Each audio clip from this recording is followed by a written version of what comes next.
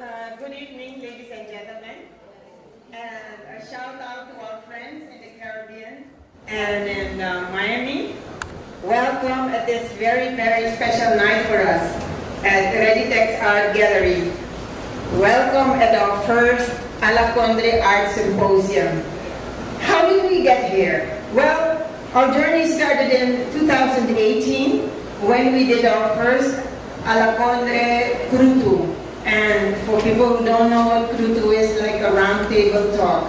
And in the beginning it was a bit, coming up slowly and slowly, but in the end, after 2 years, we had our first manifesto, putting the marginal in the middle. And if you looked when you came in the building, you see the text outside. And so if you QR code it, you can read it for yourself at home. Putting the marginal in the middle, that was our artists were doing an introspective tour, in fact, to see what they themselves represented, what they wanted to represent, who they were, why they were doing what they were doing. And it resulted in a pivotal general expo, collective expo, Alakondre, we true face. Alakondre, our true face. And after that, some of the artists started to look for words, to put into words that which they have been doing for a long time in images. And so now to spread the word among the people in the Caribbean and in the Americas and a little bit in Holland as well. And some of them, I mentioned Miguel Keerveld, put it on a project that he called a space, Alakondre, a space in time. And I will quote one of our Nestors, Gitling Chompiangi, who at her last expo said, "I've always avoided to speak about my own style. I leave that to theorists. But I want to say now that I've been through an Alakondre development process, and at 70, I proudly present my own authentic Alakondre style." Life begins at 70. And mind you, she didn't speak about the Alakondre style. She said a Alakondre style, because that is which marks the special status of the world. Every form of absolute value to this group of artists is like apartheid, another special word. And the contrary of what they want to say. We live in a time that is rather dark, and I think it's very easy to get cynical, but since we are very, people that are Alakondre think it's worth it to really be utterly resilient. And we think every truth gets the attention, should get the attention it deserves, and every culture is worth studying. So instead of being cynical, we organize an art symposium. And we do it after the symposium written by Plato so long ago, the old Greek thinker. And so you see, the table is set. We don't do it like the Greek. We do it in the Surinamese style, Alakondre style. And the table is set. The food is there. The speakers are there. We have an arena, so we have a perfect space, I think.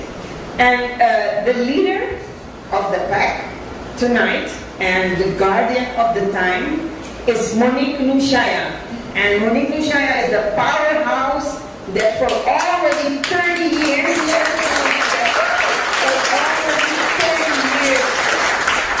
she turned this space into the biggest art expo space of the Caribbean. And I think we can be really proud of that.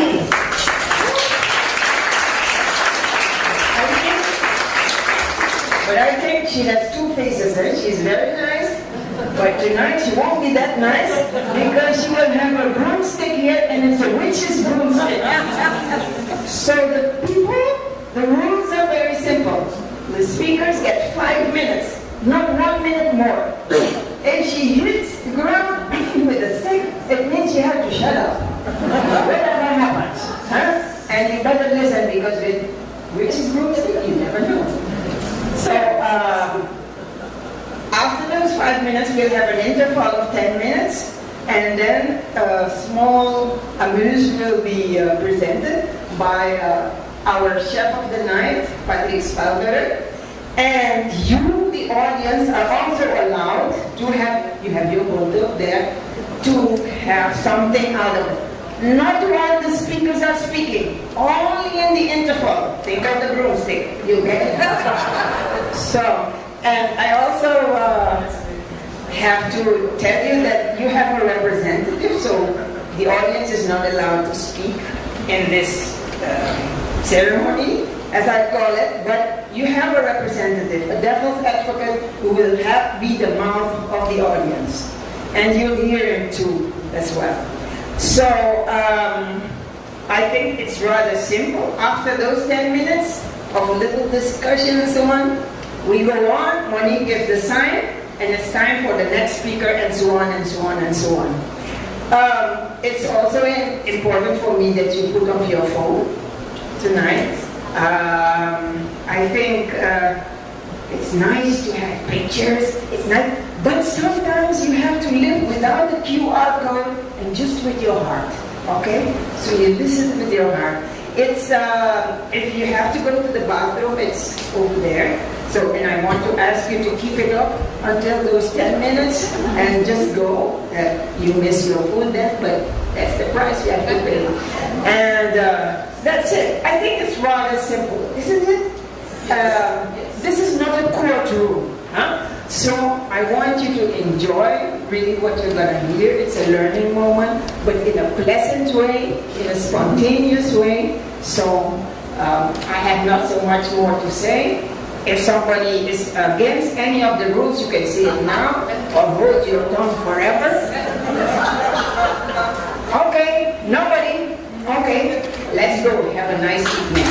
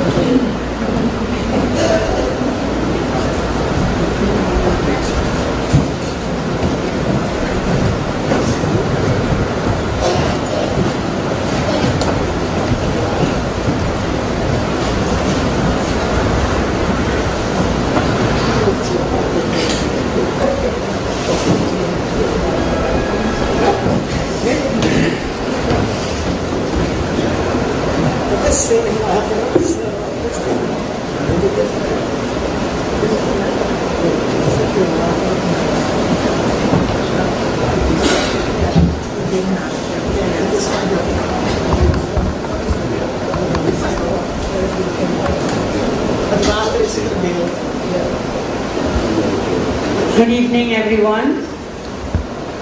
Thank you all for your enthusiasm and support and for being here. My name is Monique Nushaya, and I'm the Managing Director of Readytex Art Gallery myself. So, yeah. It's a privilege to welcome you all here tonight. I'm truly honored to be in the presence of such distinguished minds, and I look forward to the meaningful discussions and insights that will shape our collective artistic future. Let's begin. Our first speaker, Kirti Albu, is a doctoral researcher and lecturer at Anton de Kom University of Suriname. Her publications primarily focus on religious diversity in the Caribbean, particularly the role of governments. Recently, she has become increasingly engaged in studies on qualitative methods, gender issues in Suriname, and elections in the Caribbean. Alongside her academic work, she has been practicing martial arts for over 20 years and is an active board member of the Suriname Olympic Committee, where she chairs both the Gender and Sports Committee and the Athletes Committee. Hello, everyone. In today's globalized world, identity is still situational. Culture remains inherently creative and adaptive, and interculturality continues to be a force that connects diverse groups. In my scholarly perspective, a Alakondre, popularly referring to the harmonious interactions between cultural groups. I explore the significance of Alakondre in the face of three issues: global digitalization, controlled by a few powers; increased polarization worldwide; and emerging local industries that subtly thrive on knowledge gaps and internal divisiveness. Harmonious intercultural interactions are not automatically natural phenomena, not a guarantee if you look at these issues. In the growing international call for depolarization and peace, philosophies from the global south, such as the African Ubuntu, the Chinese Huang Chi, and the Indian Vasudeva Kutumbakam, are getting attention. Where is Alakondre? Suriname's quest, I believe, is to forge the many lived experiences of Alakondre in a unified narrative backed by powerful scientific records to mitigate our increasing exposure to division and confusion.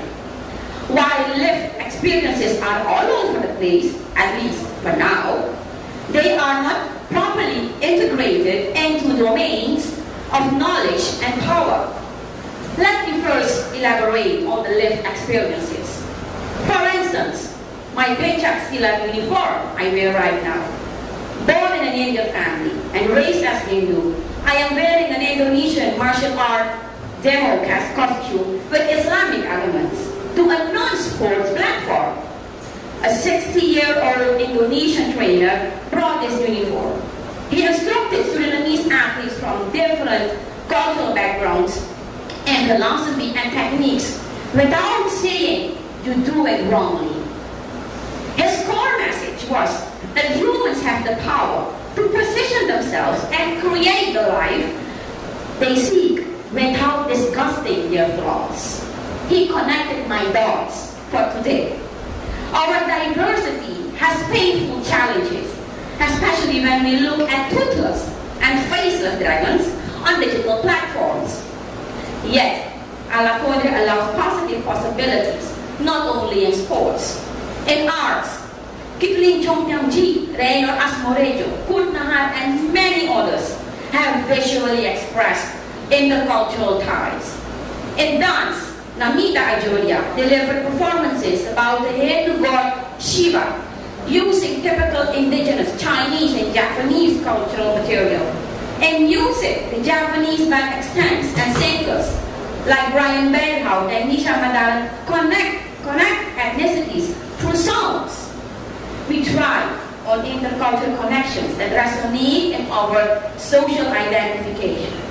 These examples offer powerful means to understand and experience interculturality without threatening the rich and distinct identities of groups. But, like in nature, we must often preserve the beauty, or it will fade away easily and quickly. What is the role of science in producing the Alakondre narratives beyond its popular expressions? Some studies by Neslo, Michael, and various artists students suggest that we as a nation are not utilizing the spaces for building narratives. Part of the problem is that science is not a priority for Surinamese decision makers. Probably it never was. Another part is that science is historically dominated by what we call measuring is knowing, maiden is written, emphasizing persistent positivist ideals, focusing only on a show of numbers. We should create spaces for feeling, moving, singing, and art-based methodologies.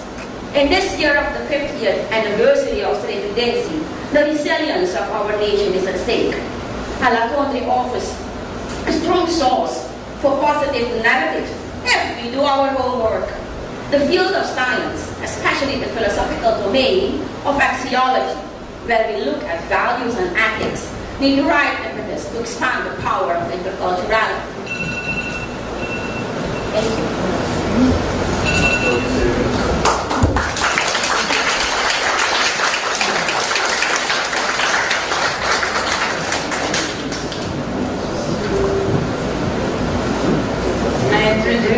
chefs Patrick Spalding.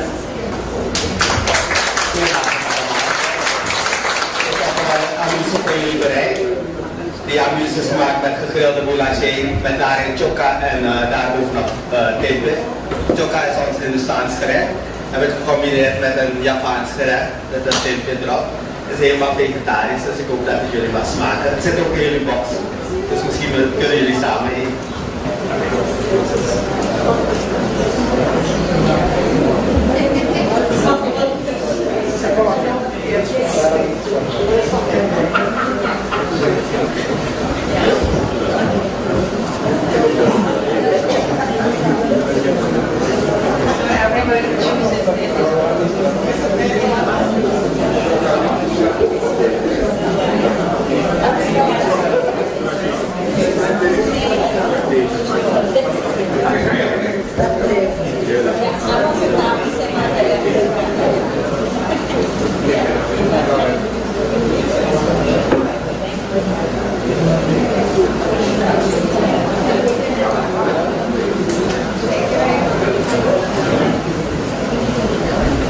While we enjoy our beautiful snack, I will put the timer for our discussion. Is that agreed? Okay. We go in for 10 minutes.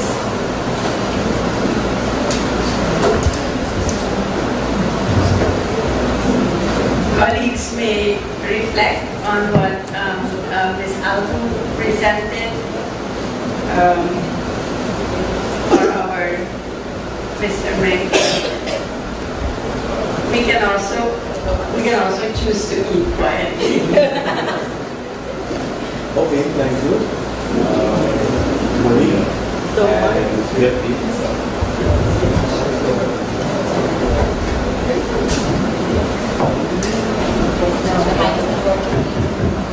Can you hear me?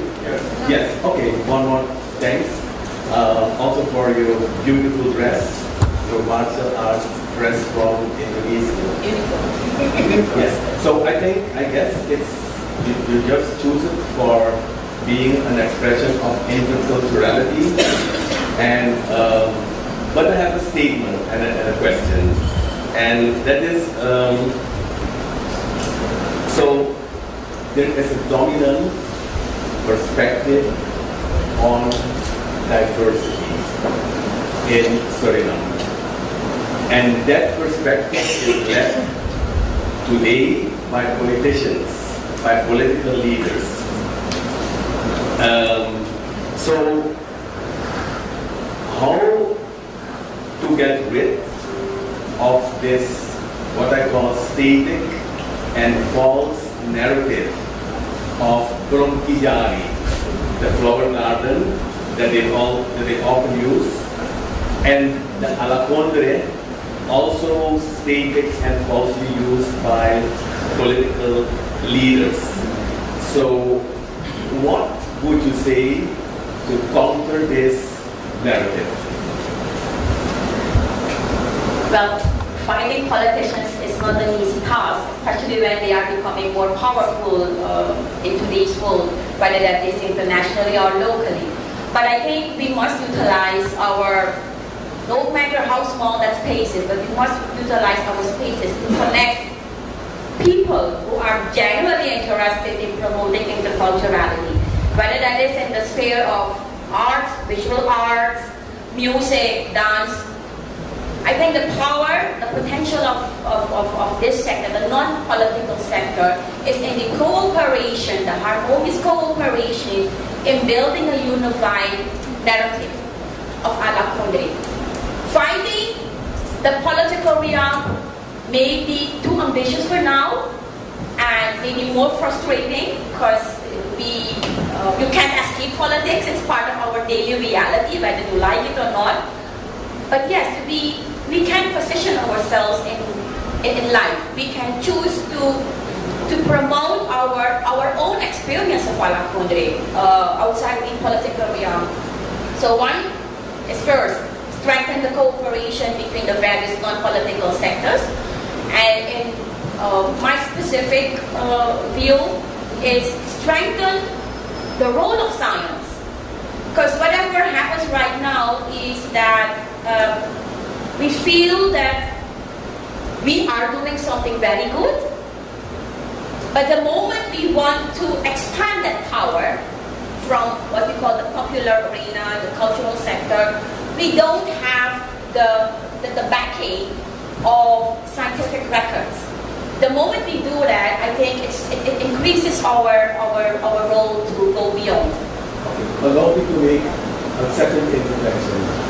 Why you're stressing, a top-down perspective, of, strengthening academics and science, and why not just searching for answers, at the bottom?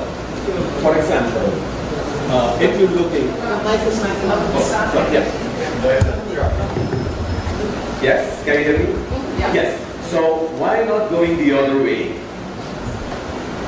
So irrespective of governments, Surinamese primary school children, they developed, let's say, a narrative of dressing, in the different costumes of the different ethnic groups, on very important festivities.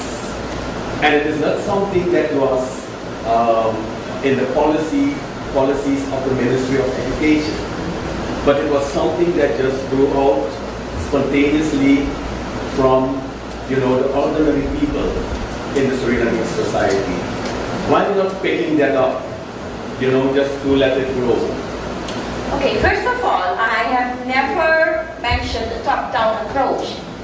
The concept of axiology in science refers to the role of value and ethics, which means that if we want to give Alakondre as in my view, the concept of interculturality space, we must bear in mind that it goes with the right approach.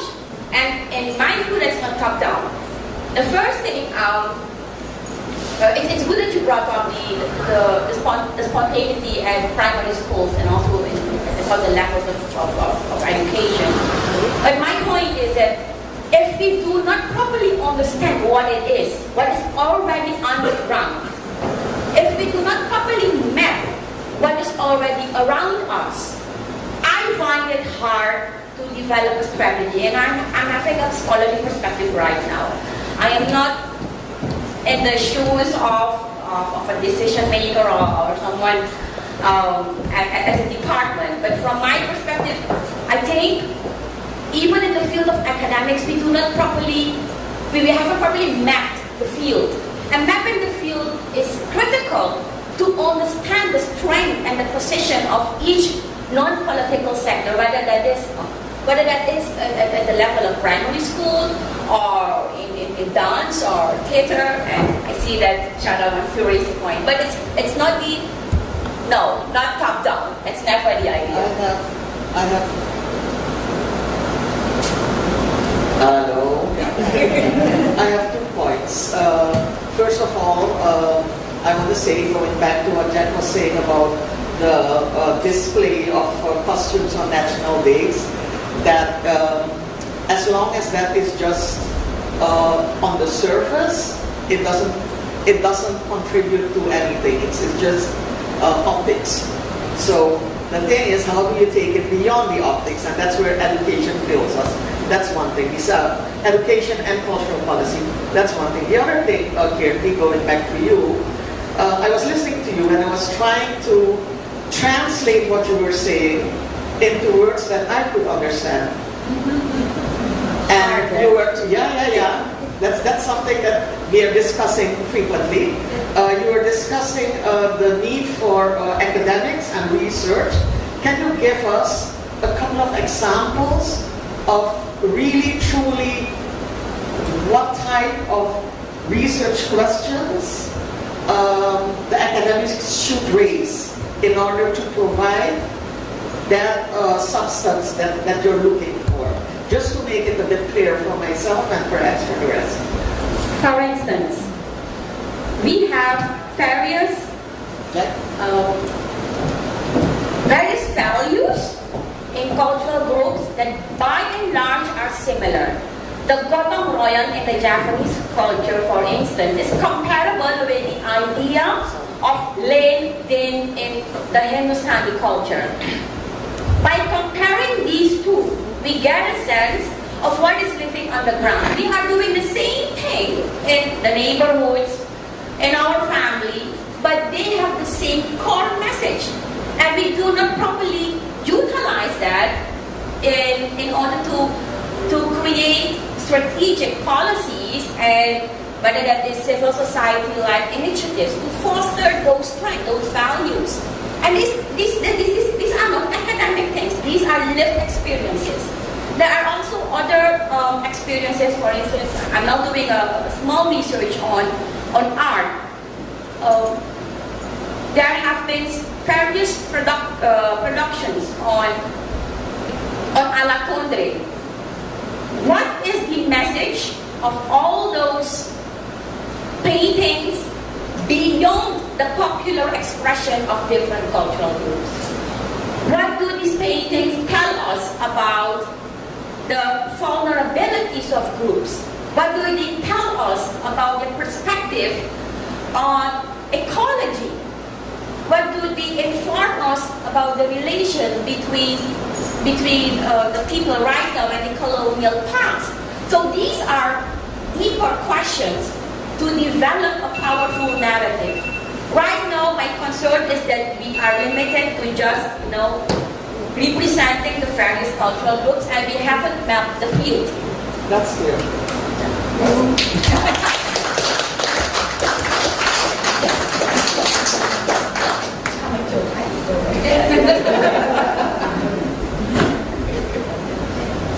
Jonathan Chifu is a Surinamese-born researcher, poet, writer, and educator, currently based in Amsterdam. Academically, he has a background in psychology and cultural anthropology. All of his work is deeply rooted in unraveling systems of exclusion and oppression, using storytelling as a powerful medium for connection, resistance, liberation, and healing. Ultimately, breathing life into untold and erased histories. In 2015, he published the children's book, The Magische Tuin van Basimi, The Magical Garden of Grandma Simi, inspired by Japanese Surinamese culture and mythology. Currently, he is part of the research team for Representing Europe, Healing the Afterlives of Colonialism, and he works as a lecturer at the Vrije Universiteit Amsterdam.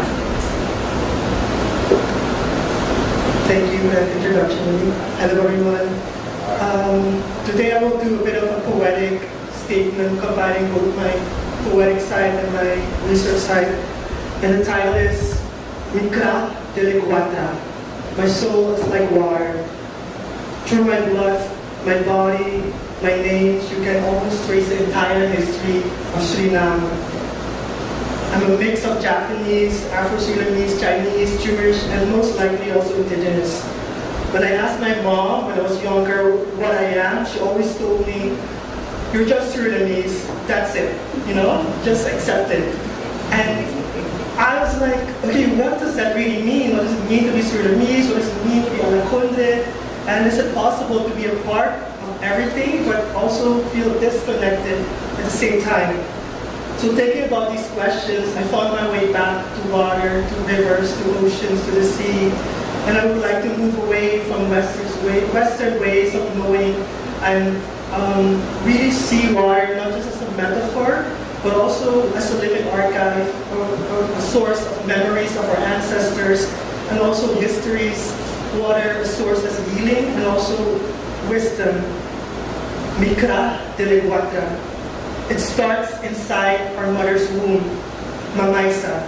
In Japanese culture, 35 days after a baby is born, a dukunbai, a healer, a traditional midwife, performs the silapanan, a tradition where the baby's hair and nails are shaved as part of a larger ceremony of prayers and offerings. The shaving represents a new life and cleansing the baby of the past and also starting with a new journey in life. In Hindu culture, there's a similar tradition called Mundan Sanskar.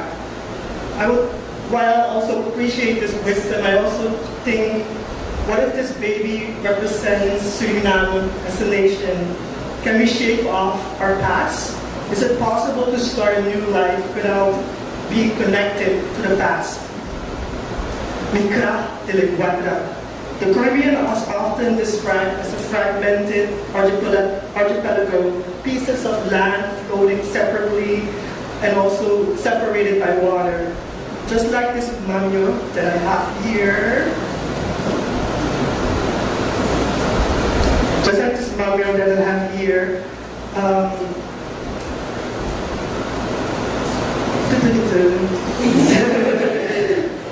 Scraps of sari, batik, tangi, first separated, woven together into something new.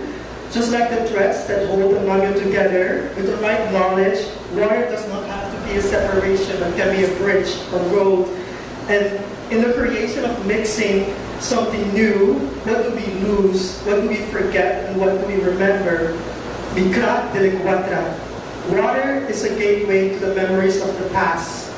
Retracing the steps of our ancestors from creeks to rivers to the sea to oceans, from the African continent to China, India, Nusantara, Europe, except for Kaliñas, Loconos, Acurio, Trio, and Guayana, all of us were often brought here by force or through violence, through water.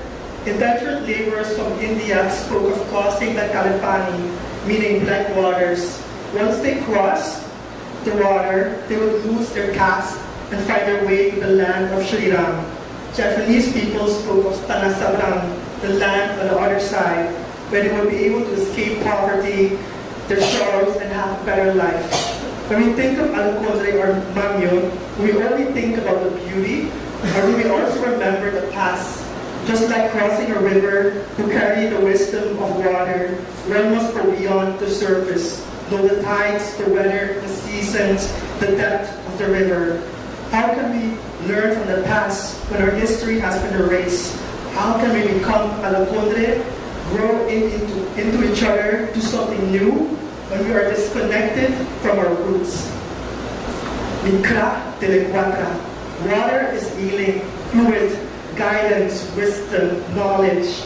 Water needs to flow. It comes from different sources, rivers, creeks, canals, seas, oceans, but remains connected to the same source. Water is a cycle, ebb and flow, balance of taking and giving.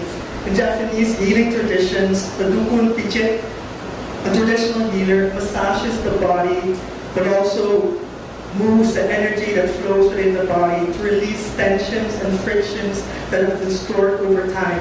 The body, mind, spirit, nature, and the soul need to be in harmony to heal. Everything is connected. If we stay silent about frictions, trauma, pain, or the past, including colonialism, how can we heal? How can we flow in a new direction?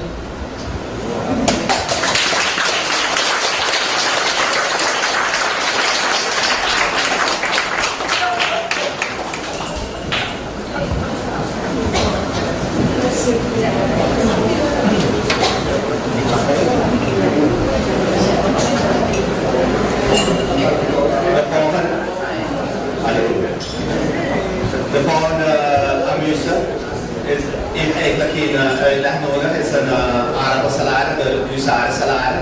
Heb ik in de komkommer gepresenteerd. Als zogenaamd dienstwaarde.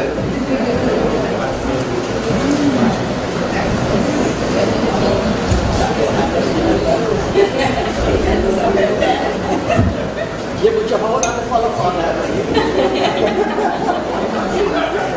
Je mag het niet snappen. Jullie moeten eten wat weten. Jullie moeten eten wat weten. Ja? Kan ik er zeggen? Anders komt ze mij niet stoppen. Ja, nee.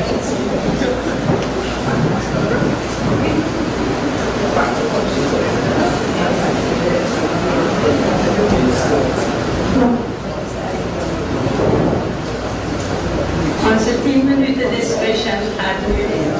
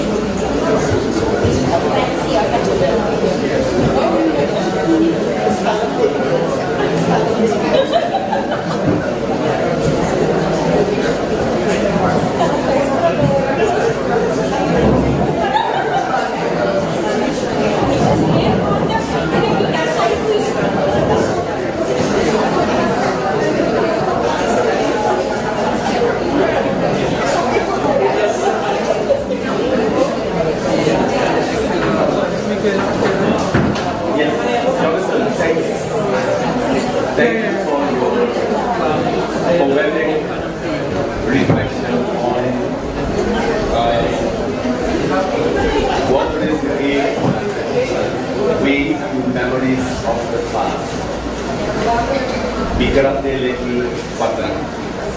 My soul is like water. So, I have a question. By stressing, the past and also interculturality, how would you like to design the future? From this, let's say, the gift and energies and the possibilities of water, the possibilities of Kalapani, the Indian Ocean, in different languages. So how would you design the future? I've talked to a lot of people the past year in Suriname as well about the past and colonialism, and often people tell me it's not important anymore.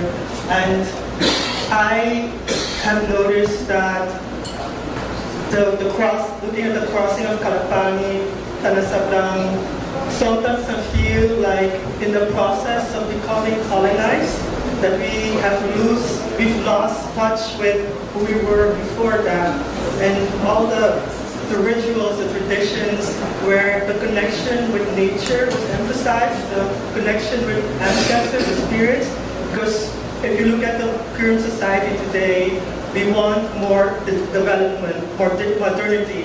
We want to get better. It's like we're still chasing the Tana Sabrang, the better life, the going out of poverty. And in that process, like if you compare it to the plantation times, we have become the plantations where we commercialize, commodify everything. We see nature as a resource to be extracted. And I would like to move away from that to seeing nature not as a thing, but as a living being that we respect, that the term sustainability is now used, but if you look at indigenous ways, they always have lived in harmony with the land. And if you look at the current society today, indigenous people's rights in Suriname are also not being respected or valued. So are we perpetuating the same way that colonizers also for the lost and enforced at us? Like, are we learning out of this past, or are we just repeating those same patterns to other people and marginalized groups in our society? Okay, so how would you counter? Monique, shout out.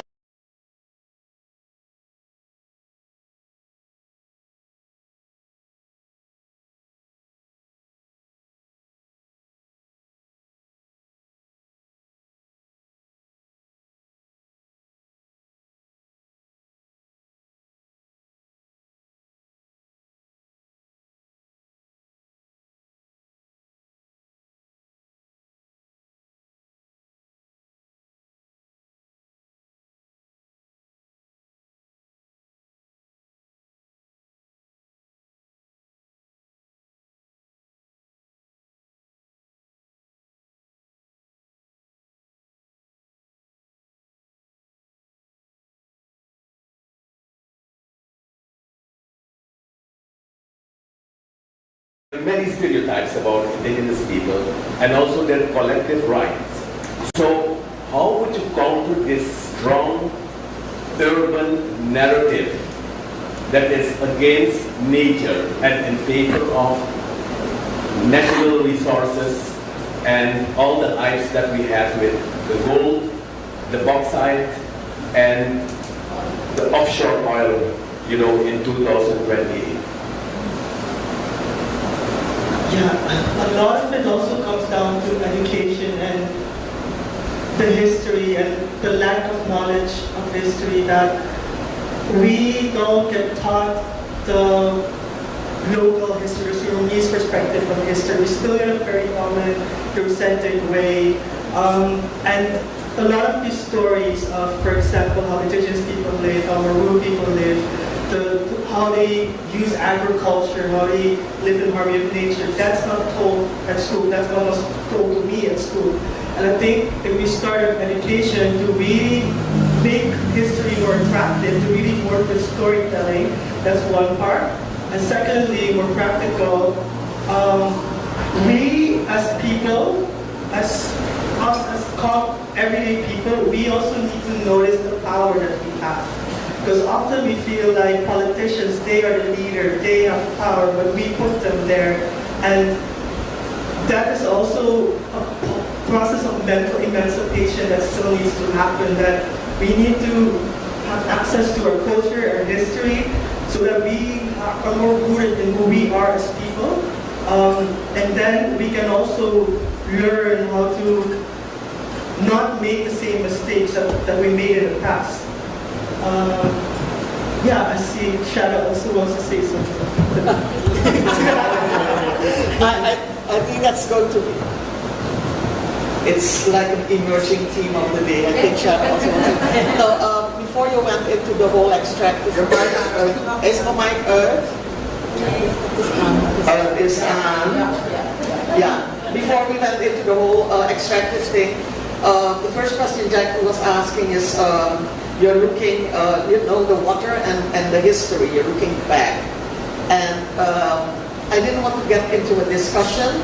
I just wanted to say this as an imagery. It's very powerful. And I was wondering why not use the same imagery of the water, not just to look back, but to look forward. Because it's the same water. There's not new water. It's the same water, so you can use the water to look back, but it's the same power of the water that will propel us forward. So I'm giving you this as a writer to say, Jonathan, just don't get stuck in that imagery or in I looking missed back. that part of my... It's the witch, right? Yeah, so that's what I wanted. That's what I wanted to say. The imagery of water, it can propel us forward. So that was my contribution. I'm giving the mic to Silas. That's exactly the same thing I wanted to say. Maybe with a little addition that I like the metaphor of water because it's shapeless, but it can also take shape. So it's beautiful. That combined with the fact that there's no new water on Earth, it's just constantly moving. It's very beautiful. It's the past, it's the present, it's the future. Yeah. So Ron, maybe. Oh, sure. So I'm going to use a small example from martial art. One of the things we learn is always practice your basics. Go back to your basics. So when we're talking about crisis, whether that is environmental, cultural, political, what is the basics? If you don't have strong basics, you don't have your roots, you don't have a strong spine, you will be spineless. So in fact, when you break it down into culture, it means that you must identify your healthy elements, whether that is Mula Sanskar or forget for the other term. But these are some healthy rituals that remind us of the healthy connection we have between our ancestors, our parents, and the generations that have to come. In relation to in relation to the ecology, so practice your basics.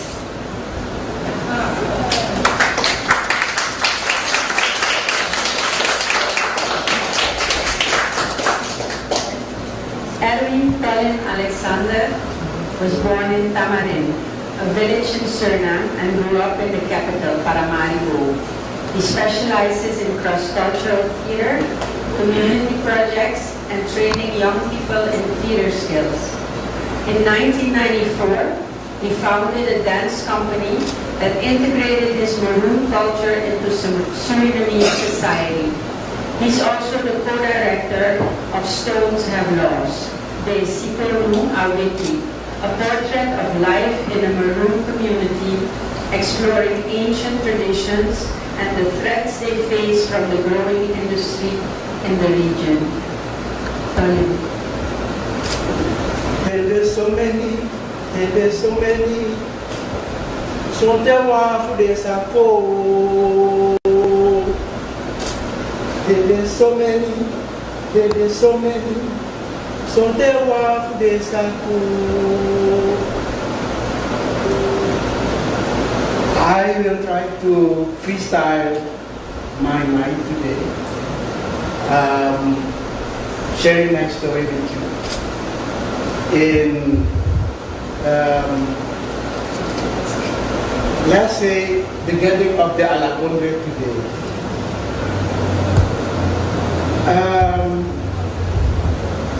There are many single stories that still exist about non-Western countries. One of the stories I want to share with you today is my participation in a last meeting where attended by artists, students, and tutors to talk about international cooperation. In every session, the question of nationality proved to be the center, to be centerpiece. And more did the final lines become clearer by specifying the differences between the nationalities and at least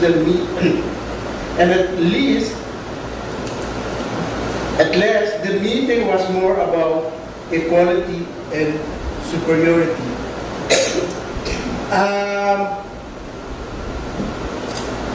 And I think about who we are. When we talk about difference, diversity, we do not look at what is less and what is more. We look at what enrich us as non-Western community. The Western community is not like that. We see it if you start, for example, an exchange with a partner in one of the Western community. It starts like we are able, and then, for example, found is part of that collaboration. You see how they define us. Because most time they get the money, we have the content, and the one who has the money, they can plan when they come, they have the program. It's shift from equality to one is the superiority. That is the system. That's what I'm thinking. And most time the contents is not count because in the system it is so that okay, you have the contents, but you don't know anything to do about your contents. You need our help, and we will support you. See how it's changed? What I experienced the most here is that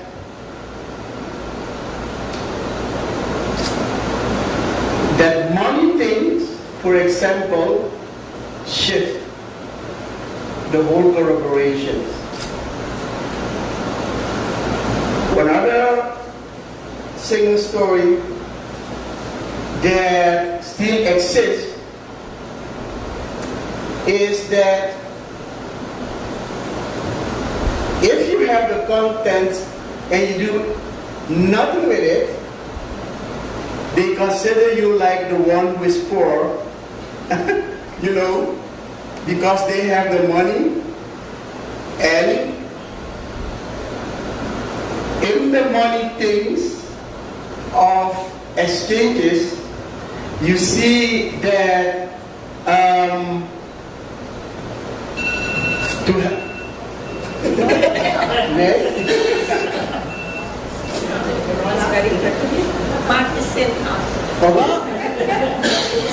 I have question, but I didn't Yeah. In our discussion. Okay, learn from that meeting we can put questions forward such as, is the value of a project or corporations determined by nationality, passport, ethnicity, or by the human qualities? The discussion. Okay.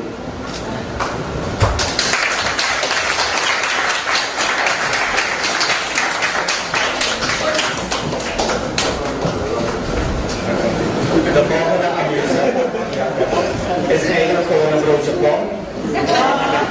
Maar ik heb dat Surinaamse puntje heb ik er een bruschetta van gemaakt, dus er is in de oven een toastje geworden. Daarom heb ik die pom gedaan met wat salade erop en een salsa als garnering. Iets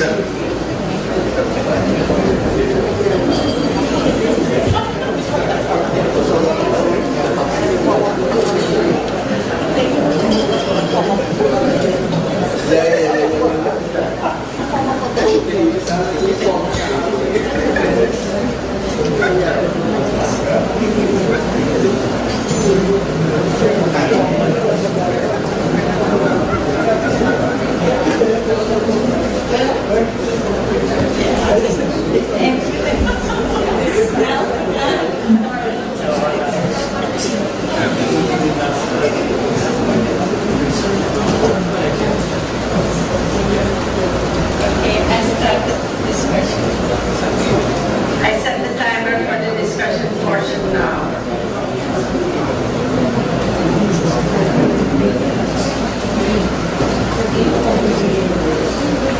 Okay, thank you. Let me take. Yes. Thank you, Colin. Let me take the floor again. You're from Tamarin, near at the Kotika River, near to the historic Fort Buku. So that's very important. So, and I guess you were raised for a part of your life in Tamarin. And so what struck me is that you were mentioning the Western way of looking at development. And you stress superiority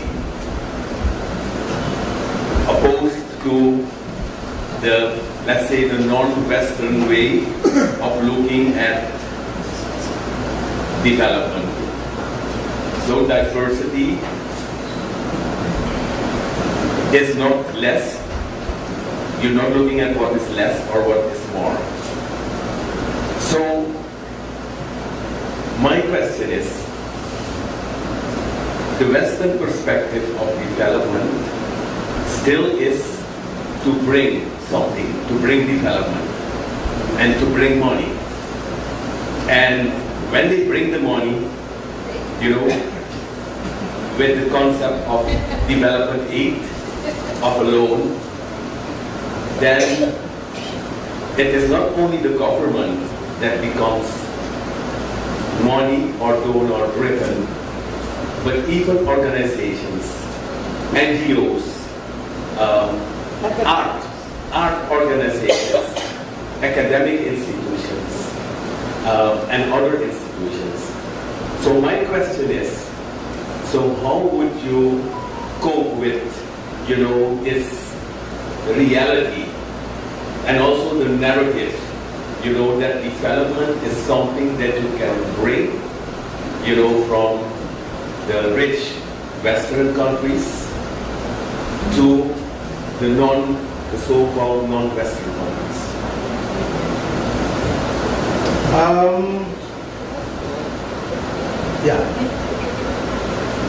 Let's start with, there must be a mind shifting, you know, because if we look at what happened now, for example, in Suriname, I think most of the projects that going on in Suriname, the biggest one, we see that people want to collaborate with us. And in our collaboration, we must more talk about reciprocity, wederkerigheid, because that is very important. You cannot be poor if you have a content.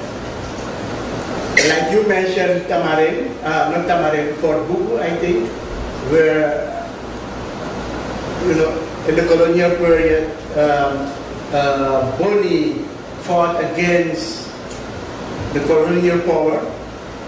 That's a very famous place, and I know right now there are many organizations and individuals from the Western country who want to do things there. And we have a village near Buku, the Pikisanti people there. They are so strong in their mind to people say that they work against everything, but I think that's the right way to do things. They say, this is our story. We try to keep it for our children. We don't need people from abroad to come here and like we share our story and they go with it. Next thing, what I'm personally doing now. Allow me to make a small intervention. So what you're telling us is that the organizations who are working in Piking Santi is near to Fort Buku, much nearer to Fort Buku, are people from our colonizer, previous colonizer, Holland, and they working for not 5 years, I think at least 15, 20 years, you know, and they just have also a location in Piking Santi. So my question is, why not try to change it and get away from the colonizer and institutions from Holland and looking for a development path and cooperation on searching for Fort Buku, because that is an issue, from a South American perspective, you know, and just position Suriname in the South American perspective of our neighboring countries, Brazil, French Guyana, and Guyana, and looking for cooperation, you know, also in this historic puzzle of, you know, discovering Fort Buku. When the time is there, it will happen, you know, because I think the youngster from Pikisanti, they are Paramaribo and they get education, and I think this is my point of view. When they are so far, when the knowledge that they get from their elderly, they will do it themselves. But I want to mention a project personally, what I'm now busy with, and this project is, we call it transforming narrative. That is, we're working with young professionals in Suriname in the creative business, and me, for example, I'm sharing my experience with them, so that when you work with people from abroad, you got the knowledge. They don't have to make the same, I will not say mistake, but things what happened to me again. And I think that is what we have to do, to be more aware of what we contribute and what is the value of our contributions. If we can make that happen with people who come and want to collaborate with us, yeah, you can do it. Yeah, come on. Jack jumped into the development narrative, but I listen to your story as the story of collaboration in cultural projects more than the more general development context. And the reason why I separate these two is because culture is another type of beast. Because culture speaks even more than I say normal development cooperation to our identity and to our culture, etc. So from the sidelines, I've been watching with amazement over the past decade and a half to 2 decades, 3 decades, how little, and I'm not judging, I'm trying not, well, of course I'm judging, but I'm trying to be nice. I've been watching with amazement at how easily we enter collaborations that have built-in inequality. We do not see our knowledge as a natural resource. So when we negotiate our natural resources, we have marnidal, etc. But when we enter into collaboration with those with money, we're happy and we're supposed to be production in 10, 15 years. That's when the policy of the Netherlands changed.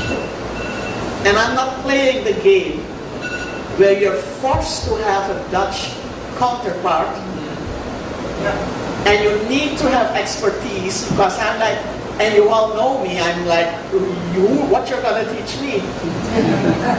So we need to think differently.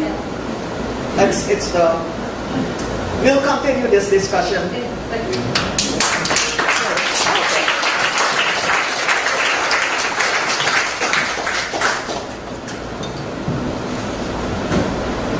But I don't know.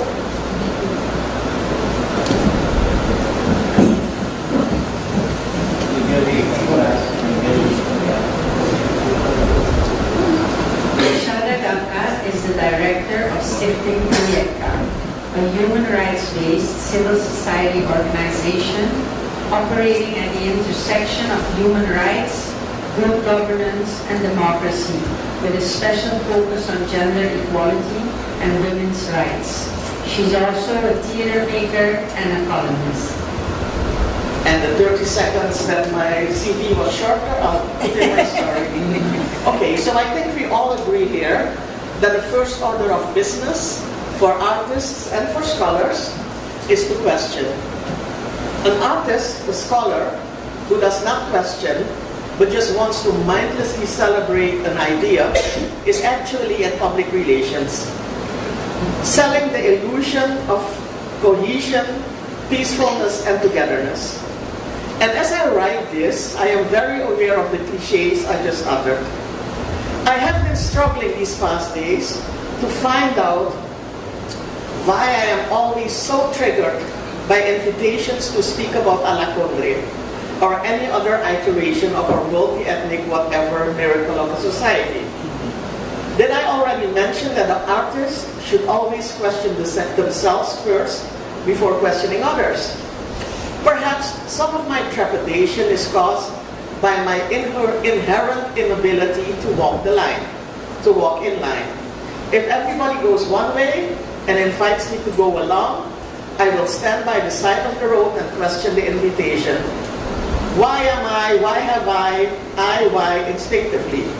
Why do I secretly still not fully embrace the premise of this discourse we're having? Do I distrust the concept of Alakondre? Or do I distrust the ultimate objective of this discourse as I understand it? Excluding cruelty, lawlessness, dehumanization, and rights, I am hesitant towards any and all boundaries put forward towards expressions of art. Even when the art is specifically meant as a presentation of Surinamese art on various global platforms, as was stated at the first Alakondre exhibition. While pushing back against the dominant Western gaze that for centuries has decided what is real art, what is kitsch, or even worse, folklore, are we not creating our own mechanism for exclusion about who or what can represent Suriname? I put forward that Alakondre is at its best a metaphor, a conceptual metaphor, framing Suriname as a house of many rooms, highlighting the balance between individuality and shared space. It is a structural metaphor, Suriname as a cloth where individual threads maintain their color and strength while together building a stronger structure.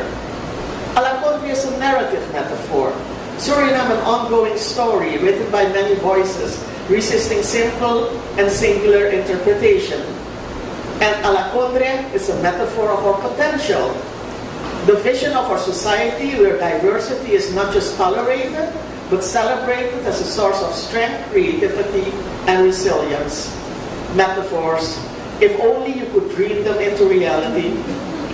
I propose that there is danger in elevating metaphors and thus Alakondre into the apotheosis of our identity or national consciousness.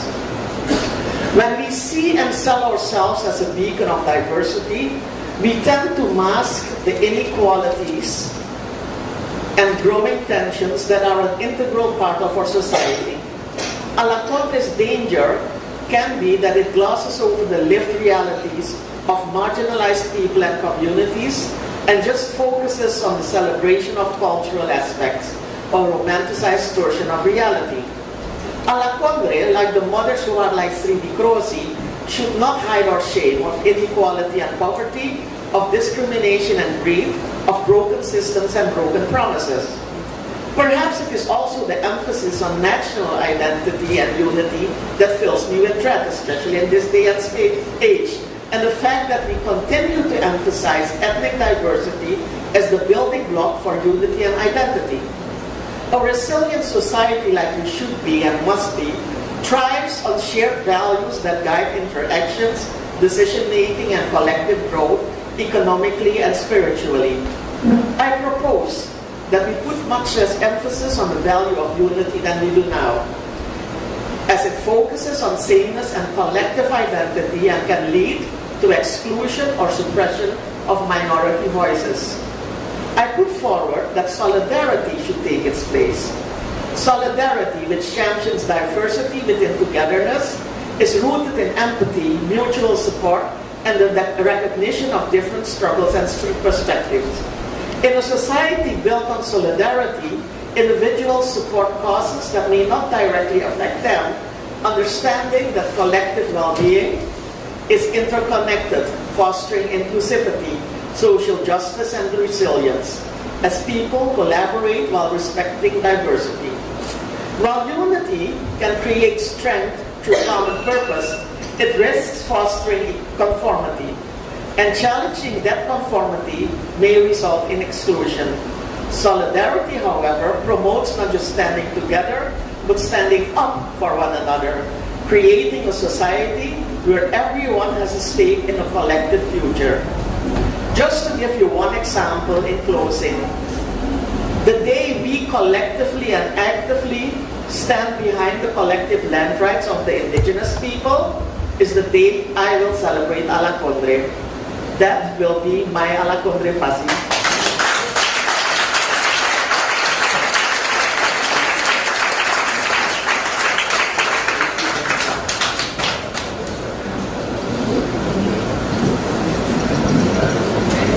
Het volgende gerechtje is een bakkenjoga stage gegarneerd met wat sesamzaadjes. Eet ze.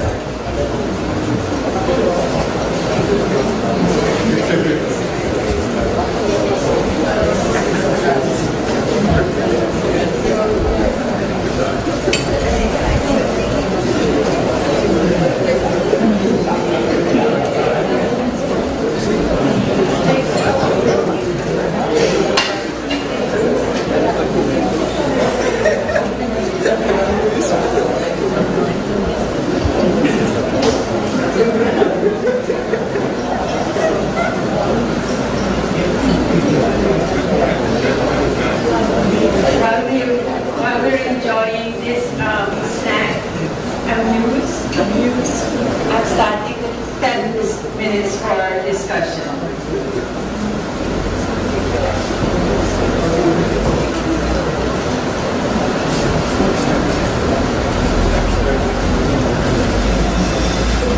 Thank you. Sorry. Yes, thank you. Allow me to take the floor again. Ms. Sharma Danlan. Very interesting the way you broke down, you know, the diversity and Alakondre, you know, in the different metaphors. So, I have a serious question on your last sentence. You know that we will celebrate Alakondre on the day that indigenous people, yes, the indigenous community in Suriname will have their original rights, we say the collective rights, you know, when we can celebrate it. And That is not actually what I said. okay, so what did you say? I said the day, I'm not even at the point where they will have, where they are, I don't want to say granted the right, because it's not a right you cannot grant rights, right? It's their rights.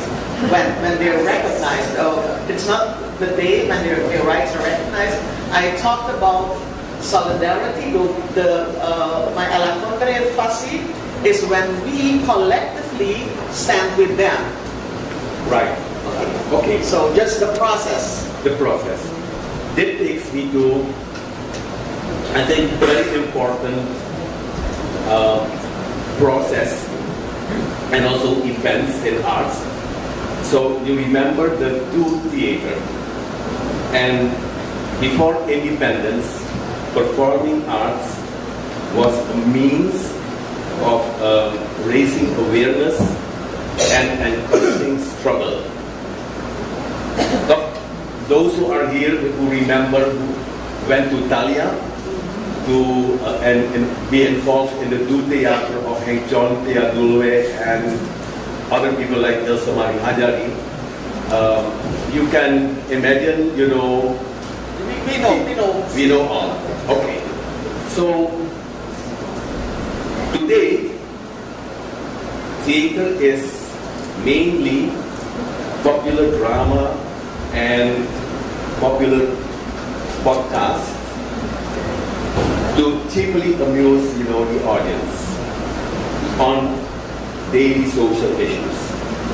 So my question to you is, what will you do to turn in the future, the near future, this around, and make Surinamese theater stronger, resilient against the challenges of the future, and especially, of course, the resource curse, you know, that will be threefold. It will be this gold, bauxite, Chinalco, and we will have the offshore oil. It's a bit of a strange intervention, Jack, because I have just announced that I haven't been really active in theater for over a decade. I have been doing stuff, and I'm re-entering the arena. But I'm nearing 60. I just wanted to make that, I know I look good, but still, there's a whole new generation of people, and maybe not even in age, but men just had a new theater play a couple of months ago with young people. We've been, they're doing stuff. It's like theater has gone underground. The really interesting things are not happening on the stage. Am I saying that right? Are not happening on the main stage. I'll be making a comeback once my other work with civil society is a bit settled.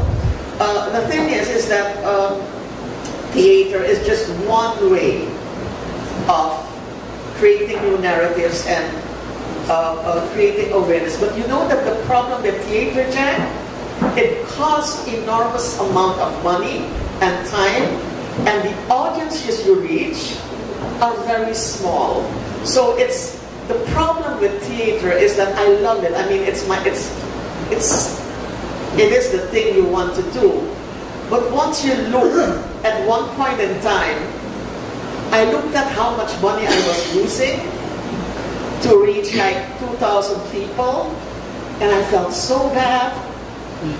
I'm looking at Anket. You use the money and because you want to create the art, but how many people am I really reaching? So that was a bit of a confrontation with myself, and I'm still struggling to find ways. I don't have the answer yet, but don't give up on that. But there are other ways to raise awareness. It's not about theater, it's about raising awareness and raising collective action. And there are new ways to do that as well. But theater will be number one. So actually, I just wanted to acknowledge, I just wanted to say, Jack, please give us the money. But then I realized, no, I want to say this publicly. The first person who ever gave me money for theater is Menka.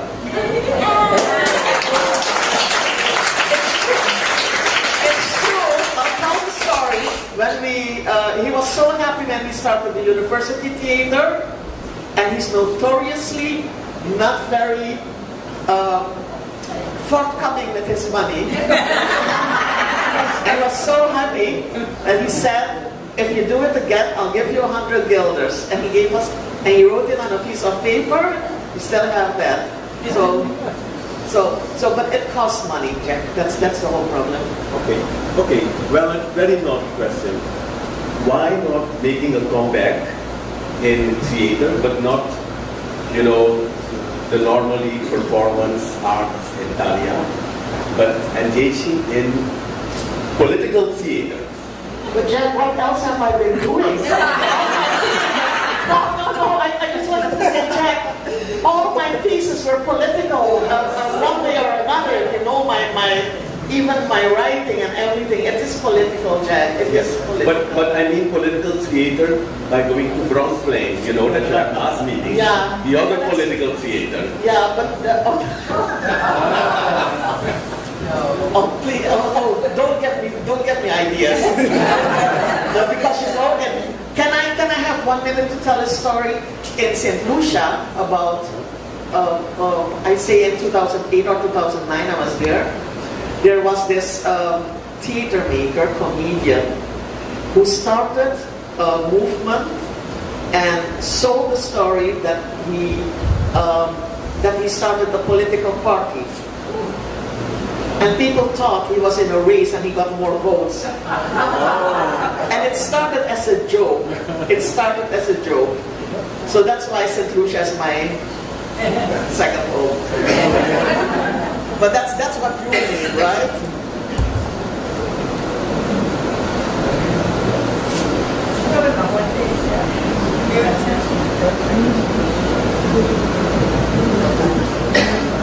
I feel a little bit cynical at the beginning, questioning, criticizing the concept of Alakondre because of its popular limitation to popular expressions, especially ethnic expressions. Again, I'm going to advocate scholarly perspective. I think drawing on what my Indonesian martial arts said, we have the power to create the content. We also have the power to create the content of Alakondre. So, solidarity might be one component, the negative metaphors might be another, and grassroots connections is a third one. I think it's important to stress the lived experiences, whether that is political or non-political, and while we are being critical about political arena, we must bear in mind that we have some small examples in our political history where there is a genuine positive connection between politics and cultural diversity. I did a very small research on national holidays, especially the first non-Christian holidays in Suriname in 1970. where we saw how despite all political struggles to represent various ethnic groups, they found a way to respect the feelings and the ideas of civil society in proposing the days, the first non-Christian holidays in Suriname, as legal ones. So yes, there are many components, and I think we still have the power to create a content. Okay, maybe very small intervention on these holidays. It was another time before independence, and today, 2025, the political parties in Suriname, they are celebrating every national holiday on star days, and the cultural organizations they disappeared. So how to solve this problem of a political coup on, of star days? One last thing. I think that's a different issue. I think the issue is that we should be asking is how come the cultural life in Suriname has been going downwards for the last 30 years, where it's only the private sector, people like Monique, etc., that give some impetus, that give some energy into cultural sectors. That is the question. That's why cultural days are celebrated by political parties on Star News, but the cultural production is at an all-time low. That's the question we should be asking.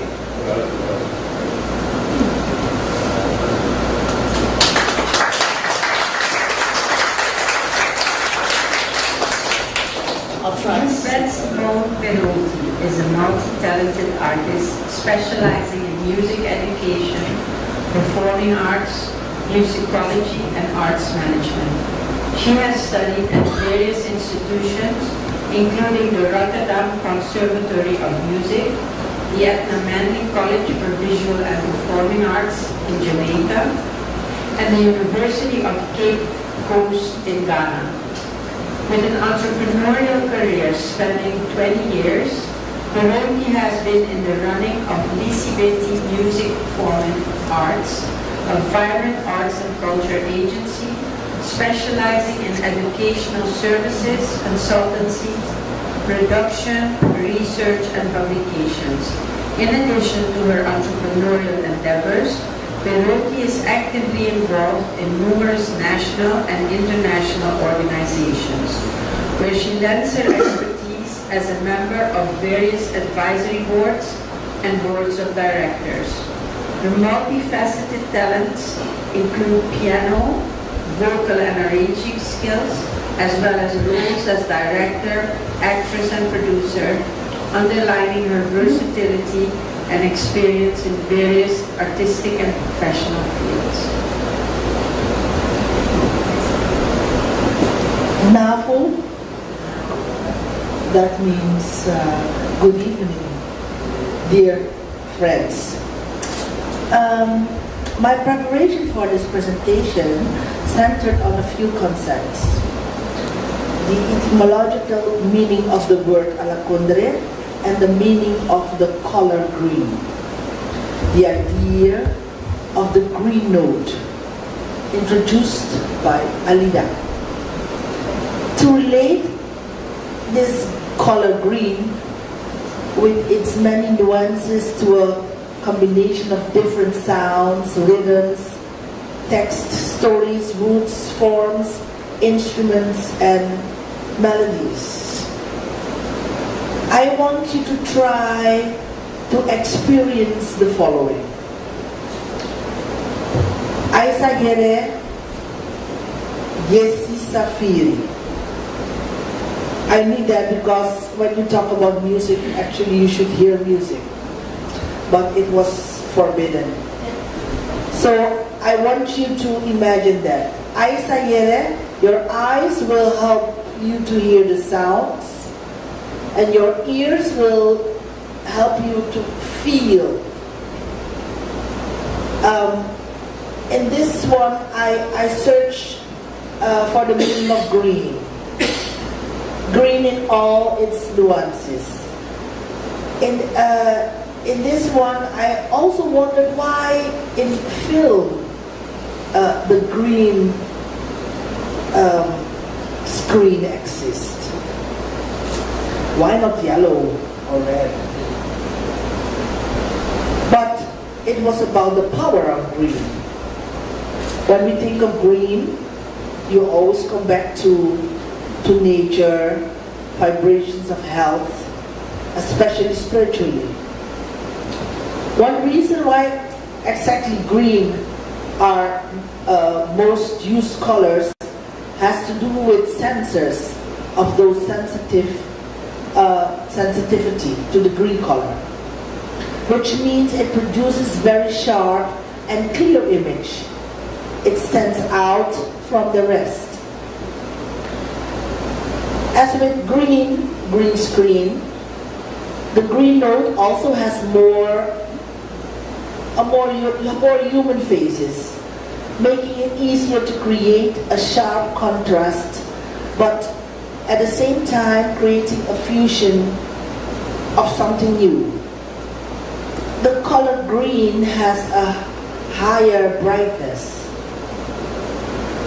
In Alakondre music, a certain green vibe is here. Diversity, nuances. Green has a higher brightness and contrast, better with most subjects. The green note, perhaps by analogy to the blue note. The blue note, with its history of music styles, sounds, rhythms, the blue note coming from the blues.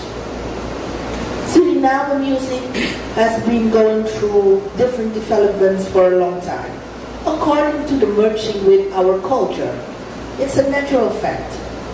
Mixing of cultures is also mixing of music, something that happens so automatically and actually it has no name. I think it's the outsider who hears and sees and experiences something remarkable. For us, it's who we are. We are in the middle of it. It's ordinary. And yet you have to look at that ordinary, study it, analyze it, and probably institutionalize it. Hence, we might begin to introduce the green note as the sound of our Alakondre music. There is a composer like Majui Hayari, who wrote The Golden Tear, that David Dor. I mentioned this composer because I think her composition, her work, is a perfect example of Alakondre. The green note you could hear, roots from India, Africa, China, the Caribbean, Indian sounds, rhythm, lyrics, instruments. So, finally, to develop the Alakondre philosophy, its general policy by our government, but also maybe the private sector, to hear, understand, experience the green note, the Alakondre, to perform the green note as its best, we should learn to speak all the different languages as the soul of our culture, of all the culture, of different cultures in primary and secondary school. Amerindian languages, Arawak, Samaka, Mandarin or Hakka, Hindi, Japanese, and much more. Then Alakondre will not be only a costume thing on national holidays, a metaphor or a bromchidari, but then we will develop a real green note. Thank you.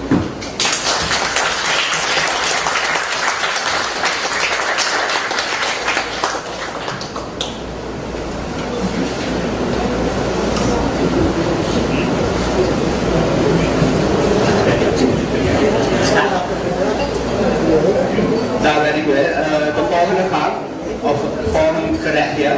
Gaan we een beetje op de Chinese tour. Ik heb gebakken wonton balletje met wat tamarinde saus gecombineerd. Eet smaak. Dank u wel.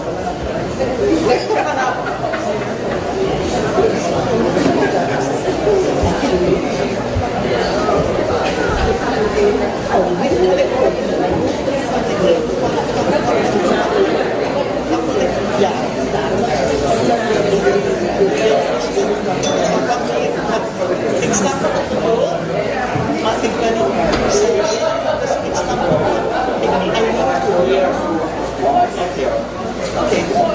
Oké, dan waren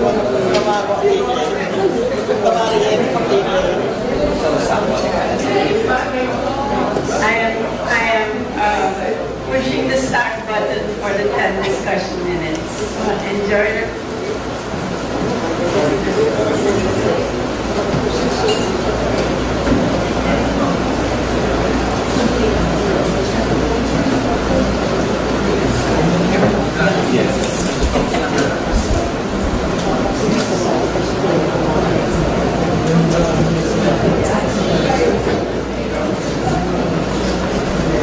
Is that while you're eating some green stuff, I'm blessed that I chose this green. So, looking at the green strategy, by the way, it was launched, the green development strategy was launched by this government a couple of days or weeks ago. Just 3 days ago. Yes, a couple of days ago. I'm not going to tease you with that green development strategy. But when you're saying, I think correctly, that educating Surinamese people, young people in particular, in the various languages, there is a challenge. Some of our languages, we have more than 20 spoken languages in Suriname. And some of the languages like Suriname, spoken by many people in Suriname. While indigenous languages, Lokono, Galinya, have a very hard life today. So, what would you do in, designing,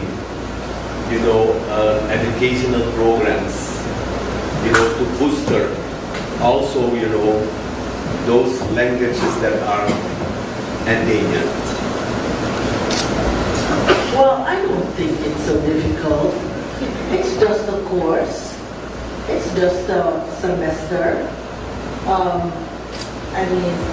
It's just learning all those languages as part of our culture, as part of the Alakondre. Most of the time we sing a lot of different songs. The musicians do not even know what they are singing. Saranatungo, cultural songs. If you ask them what is the song all about, they don't know. We just sing because people sing. And that means everything is so thank you. Yeah, so it's not difficult, it's a policy. It's you need to have policy. Otherwise, indeed, Alakondre is just going to be a costume thing, and it's not difficult. I think that's very interesting and very special for Suriname if we would learn how to speak some Kalinya. It's also more respect for each other. That's what I think. It's not so difficult. Questions? Yes. All right, come.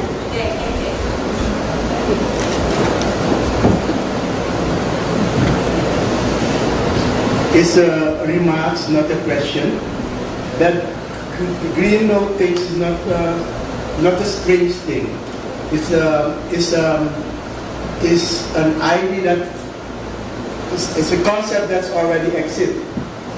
If, for example, the Maroon people, they say you speak and you sing like your river. And there's also what they say also, people who live near waterfalls, they speak like a certain way. There's the green note things. I think it can work in the sense of if you listen also to the indigenous and the Maroon people, because they know Sekete people, for example, they say people who live near waterfalls, when they're clapping with their hands, it sounds different than someone who lives far from the waterfalls. Yes, yes, but you know the thing, I think, the interesting thing about the green notes, the green has many different colors. Green is power, green is health, green is spiritually, green is a fight, green is so much more. It's a fusion of many things. The green note is a sound. It's not only a sound. Alakondre is a fusion of elements of different cultures. I mean, then it's Alakondre. If it's not blended, it's not Alakondre. Then it's just pure. It's just no Alakondre. Alakondre is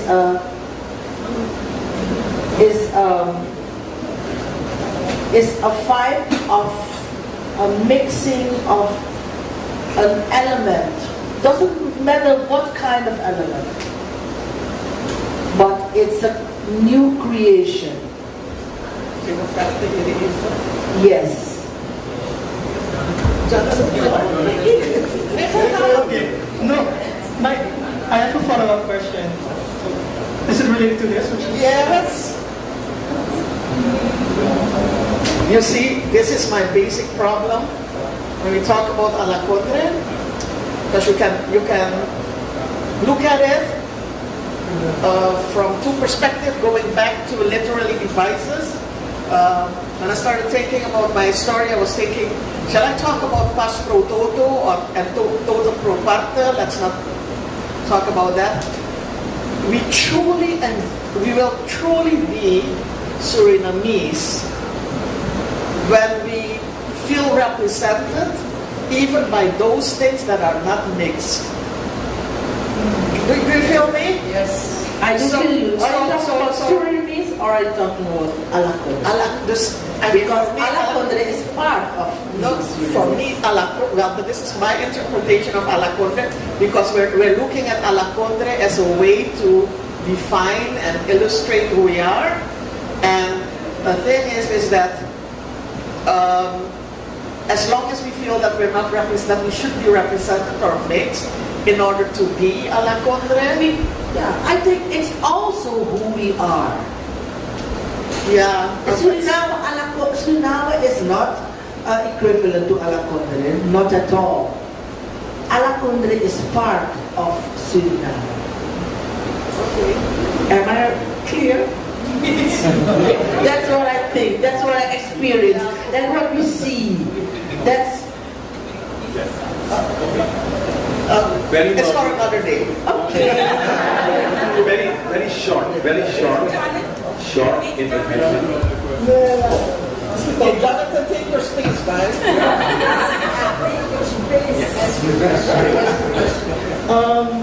No, so I was just thinking about, we're talking about education. Shada, you said I don't want money from the Netherlands, and also cultural. Did I say? I did not say that.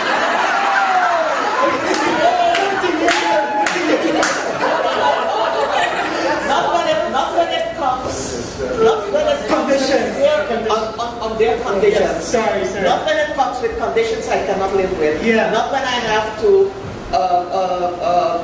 enter into partnerships that are unequal. No. Yeah. That's what I said. Pardon. Man. Well, I'm thinking, so for like to revive the culture, what do you see like here as a way to, because Directorat de Cultuur is physically not looking well, but also preserving culture is not going well. So what do you see as a way that you could change that? Change what? Preserving the culture, policy The culture of culture.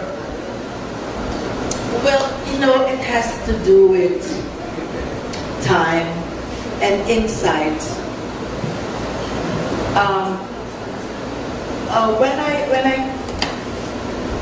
I think 10 years ago I had a very powerful fight of doing things. And then I think it was Alida who told me, Lisbeth, calm down. It will take 35 years. And I was so disappointed. But I mentioned examples as how it happened in Jamaica and Trinidad. But then again, I had to accept that Suriname is not Jamaica or Trinidad. We have complete different history. We have complete different fight. And we have complete different priorities. And we need time. And just because we have so many cultures, everyone wants a chance. Everyone wants to be vice president and president. So we need a lot of time to achieve a lot. And we have to accept it. No. Because culture changes is a matter of time. That things happen in different countries is because I always use the Edna Manley College, for example. Edna was the mother of Michael Manley, and that was a mother, and she told her son, listen, I want the best college in the Caribbean. I want the money. And after a while, there was the Edna Manley College for Visual and Performing Arts. Okay, I'll just say it like but it's you need a vision. And The broom is shaking, Lisbeth. what's here? 10 minutes have passed. Oh, I didn't hear that time, so I was just. It wasn't the green note. It was It wasn't green note, not a blue note. Sorry. Okay, but I think we need time. We need time in Alakondre. Yeah. Perception.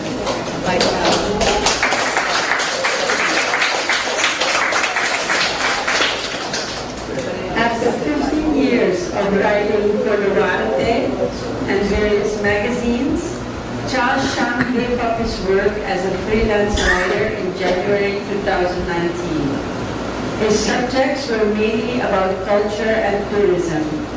Charles now spends his time on various activities such as faith, language courses, stand-up comedy, cinema visits, and conducting his own tours.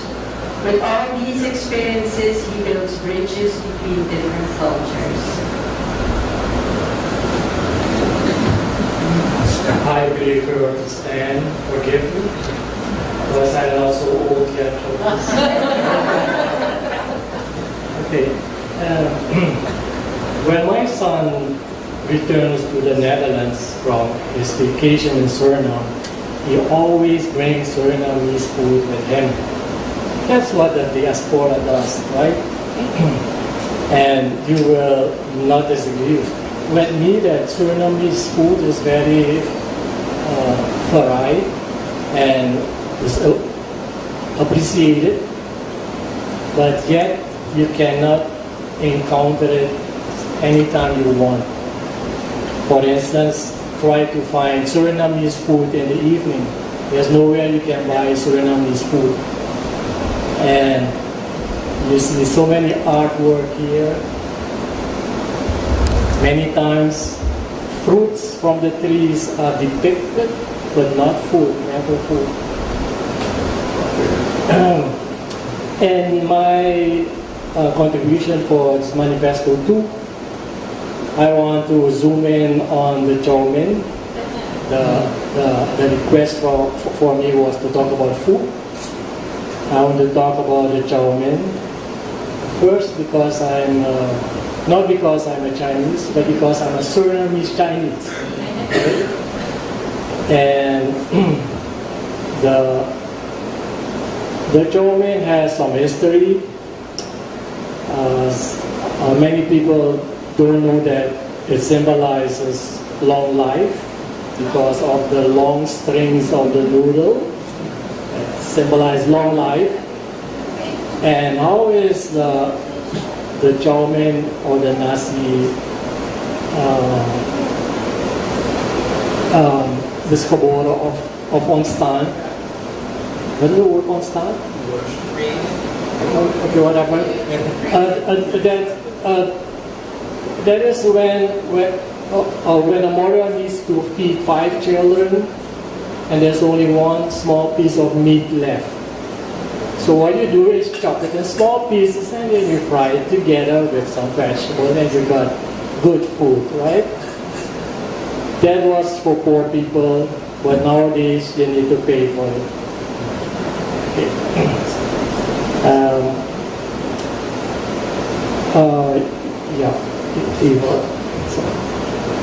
And at the same time, the ingredients are contra the Alakondre, because this food also exclude some groups in society. Think about the Hindus, the Muslims, and the vegetarians. And yet, still, the diaspora in the Netherlands, where do they go look for when they want to eat a chow mein? They don't go to a fancy Hong Kong restaurant. They go looking for a Surinamese Chinese takeaway restaurant to try to get the original Surinamese style flavor. Yeah. And you will agree with me that the American style chow mein drenched in sauce cannot compete with our Surinamese chow mein, right? And I tried the one in Curaçao.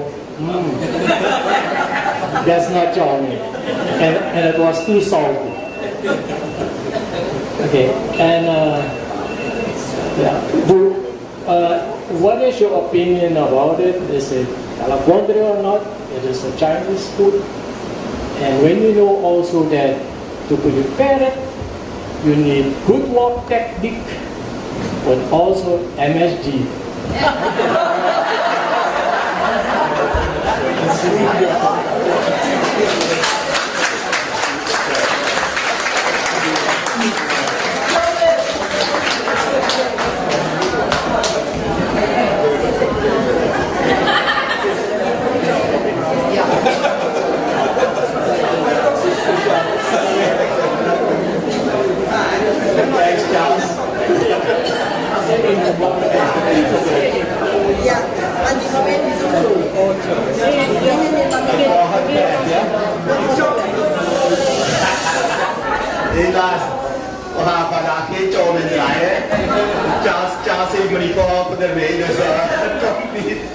Maar het volgende gerechtje is een Japans gerechtje. Het is een welbekende saté met pindasaus. En voor onze vegetariër heb ik af en toe wat moeten improviseren hier. Ik hoop dat het ook smaakt. Ja. Het is een fruitspiesje, maar de rest heeft ook gesmaakt.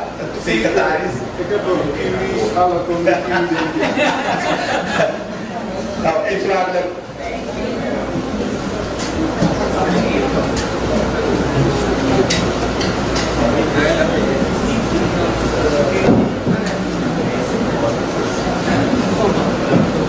I'm starting our Alakondre 10 minutes.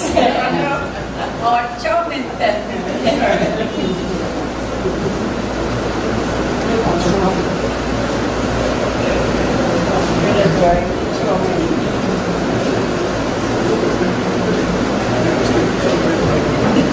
See it? See it? What is this?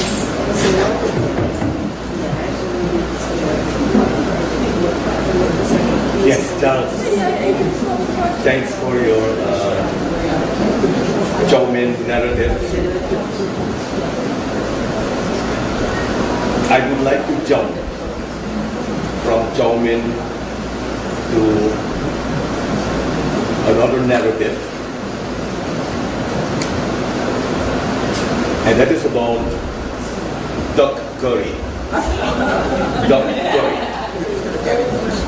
Dr. Snellen Park, Suriname, had various duck curry competitions with Trinidad and Tobago, Guyana, and Suriname involved. I went to, I think, 3 of the duck curry competitions, and it was interesting because plenty Surinamese people, because you didn't need to pay. But I remember that twice the Trinidadians won one of the competitions and the Guyanese also won. And the point is that they used spices like cilantro, what we call coriander. The Trinidadians and the Guyanese, they love coriander. Surinamese hate coriander. But you know, at that time the duck from Trinidad won the first prize, and another time Guyana. So I think when you were talking about, you know, Curacao, the chow mein from Curacao, I had the same feeling in the island of Mauritius, in the Indian Ocean, when I got a bucket with spices from a Guyanese at the seminar, and it had a lot of cinnamon. The curry of Mauritius is made with cinnamon, with cannelle, a lot of cannelle. So when we had lunch, it was terrible, you know, for the Surinamese people. It was a terrible thing. So my question to you is, why not stressing more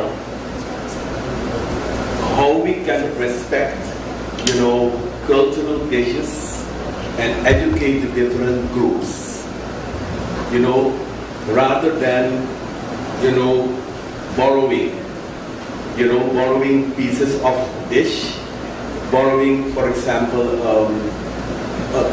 soy sauce in palm, you know, in the palm. You know, so there are many people who put some and mix ginger in the palm. And yes, then they make the alakondre. And so this is also a question for Lisbeth. So alakondre is not really mixing everything, but is, you know, respecting each other and keeping the individuality. So my question is what to do with respecting and not mixing all around. I would like to cut you because of 10 minutes. You saw one moment that I forgot my text, and this is what I wanted to say. I chose the chow mein not because I'm Chinese, but here in the region you can buy it in just many countries like the Caribbean, United States, but every country has its own flavor. So the same thing goes with the curry with too much coriander and things like that. And the Surinamese style, it happens that a lot of foreigners like it. They say, hey, I like this one. And when they come back, they ask for certain Surinamese food. I want that again. Because I always say, you cannot eat a roti prepared by a Japanese, for instance, or a Chinese. It still needs to be authentic. You know? It's still shout out. They always say the hand. Ano sabore. There is not only the knowledge and the technique, that there's a culture behind it. The same thing when you eat the sushi. When you eat from a Japanese, it's going to be different than prepared by a Filipinese. Yeah, because really, no. Yeah, no. It's just an anecdote. My nephew, who doesn't like it if I talk about him, he's a Dongla, right? And he has this saying. I mean, his grandmother is Hindustani, his father is Hindustani. His law is Hindustani moet geen bruine bonen maken. But when I make it, he eats it because I know I can make mean bruine bonen. It's like if we keep to your thinking, we shouldn't be eating pizza, we shouldn't be eating pasta. I should only be eating and cooking what my mother taught me, and I don't want to live in that world. So, food is culture, but food is also art, it's experimentation, it's everything and all. So, to be that strict to say, don't eat from, I mean, no. Let's not go there. I don't want to live in that country. I really don't. I said that in a commercial way. I mean, you cannot go buy in a warung and you go buy the roti there. It's not going to taste the same. I still don't agree with you. But I will not do that. Allow me to say a few words, Charles. I think that we live in a world where various opinions and interpretations can coexist. So even Sharda doesn't go away, you know, and Hindustani people can only should make roti or not make roti. I still believe that that's also possible in our world of diversity, which means that Alakondre is not limited to just the blending of the food or presenting various cultural foods, but also allowing different meanings, having different interpretations of the various items. So for me, both goes, and nobody has the power to tell you only your opinion matters or is the most real one. However, there is one danger, and that's what we call in science ethnocentrism, believing that you are superior to others. And one of the biggest mistakes, I think, in science, Western science, is that we have this guy, I don't know his first name, Immanuel Kant. And he wrote, I don't know if you know about it, but he wrote this thing, cosmopolitanism. And he believes that Europe offers the face of world citizenship, wereldburgerschap. So Europe is the face where you will see all diverse people presented in an equal way. And that's where humanity should go. You know why I'm so excited about Alakondre? Because we have it in our way here without claiming the universality of it. So different opinions, even opposing opinions, can coexist.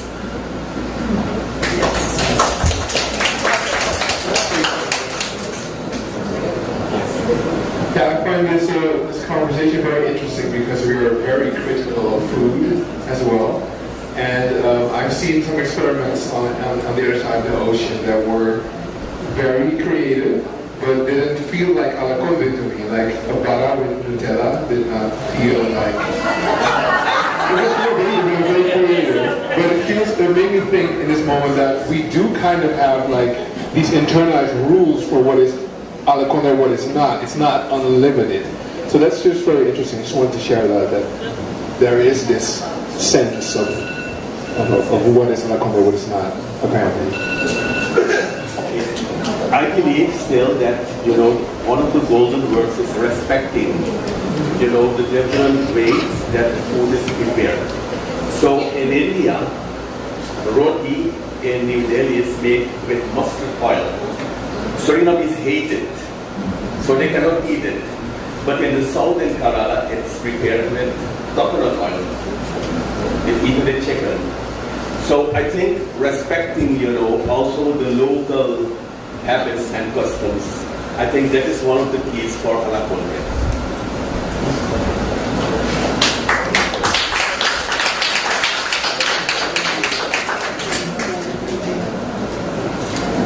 Miguel Alakondre, who joins us from Sao Paulo, is an independent artist, auditor, coach, and curator. With over 2 decades of creative labor and education in civil engineering and applied psychology, Miguel collaborates with the performance persona Tupi Flow, which includes artistic and curatorial processes at the intersection of social research, art producing, and writing. Through in- and outdoor events, they perform art installations, creative manifestations, and public interventions as social practice, knowledge production, cultural exploration, and organizational improvement, while working as business and creative consultant in Suriname and abroad. Miguel, Tupi Flow.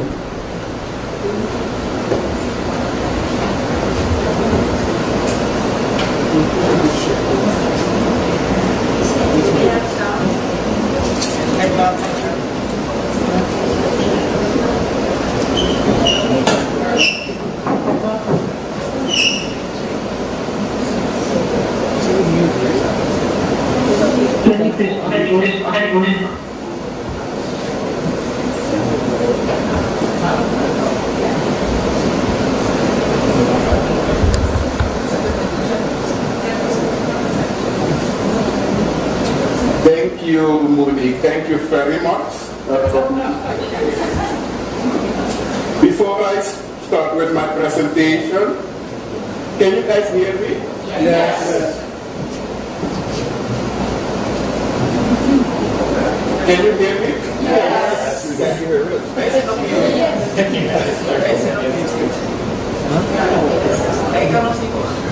Can somebody confirm whether I'm doing it?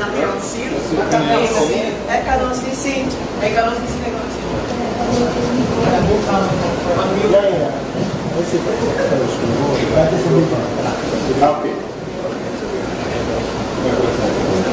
Then I'm going to continue.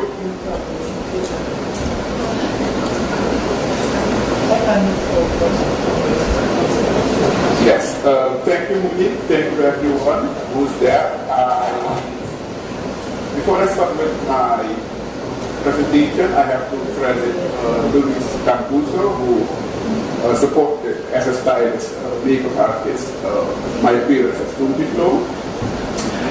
And after saying that, I want to start by saying that for this presentation, I thought of the question, what is Alakondre's potential and how do I practice and theorize it? So basically what I did or do is I compare Alakondre with concepts such as Namaste, Ubuntu, or the Mayan Idlake, which means I am another you and you are another you. But also the Caribbean, Iketiwa, Ine, Alawi's word, is a basis for Alakondre. So, in short, Alakondre is a phenomenon that we can find globally, or almost. Because an important exception, however, is the Western context. Western context is generally self-centered, mainly on the influence of philosophers such as Immanuel Kant, whose name came along tonight already, and René Descartes. Kant distinguishes the sensual from the rational, and Descartes, his I think, therefore I am, is another example of self-centered and ego-focused attitude. The attitude of Alakondre is completely different. My practice of Alakondre is informed in Kalinia indigenous language and their agricultural ritual and technology known as Koiwara. It's a relation between mother and child. For this imaginary, I am aiming at challenging dominance in structure of power to focus on structure of strength. And here I need to take a minute of pause to connect with what Shada Ganga said about when we kind of think of Alakondre. We cannot think of Alakondre and we are still excluding minorities in our society. And I'm happy that, for example, the notion that the indigenous community is one of the large minorities in Suriname. So I think that's important. In my observations of visual arts in Suriname, it was very clear the creative mechanism is like quilting, what we know in Suriname as mat. In my understanding of Alakondre, this is its essence, and the model and child relationship are important. Why I use the metaphor of the womb to describe and visualize the concept of Alakondre. And I'm happy that Jonathan has the metaphor of water because the womb and water are correlated. In the womb, we do not have a sense of gender, ethnicity, identity, and not even nationality. Therefore, I will argue that Alakondre goes beyond these ideologies, since it is an overarching awareness, probably an awareness that we cannot even practice in our day-to-day life. In theorizing it, I explore processes of imagination and identification. In addition, self identifies with itself with others. Beside the use of metaphors, imagination, and stimulus have informed my view of Alakondre. For example, between 2017 and 2024, I have investigated a thesis through which I explored this concept of Alakondre as integrated with reflective processes and then merging it in creating artistic creation. I observed a process that brought artists and young people with little space for expression together. A collaboration with Readytex Art Gallery followed, and currently I engage with other peers while translating those experiences into a curatorial procedure for both social practice and artistic practice within the art scene and in daily life as a form of collective care informed in Western and non-Western methodologies. My conclusion would be that Alakondre is a model with many potentials. Based on my collaboration with Readytex Art Gallery, I want to highlight it. We can use Alakondre within the realm of psychoanalysis, or such as Elon Heslo recently argued in a podcast, from identity to affinity. I think the artists that I have the privilege to engage with demonstrate their ability of deeper reflection when they integrate Alakondre in the process. This is also a way in individual and collective strength. Basically, Alakondre is agency, the capacity to respond in relation to context and not just content. Thank you.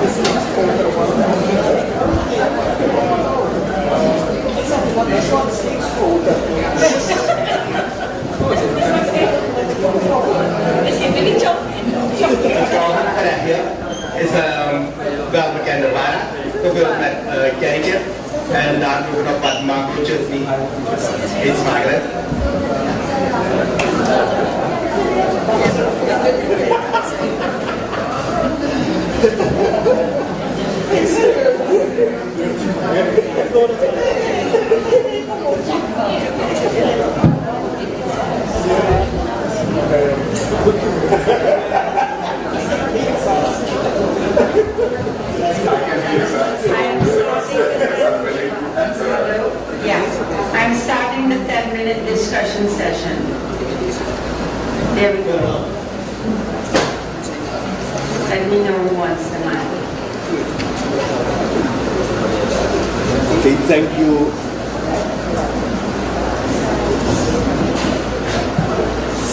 Yeah, thank you, Tombi Flo. I have a statement.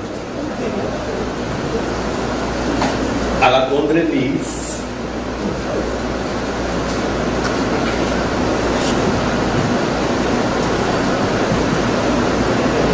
your necklace where stones and colors and seeds of all the different windy are arranged.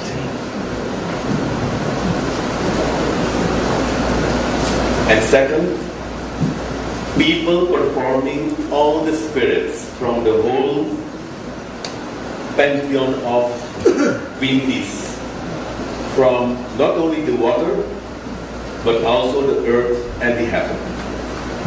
That's my statement.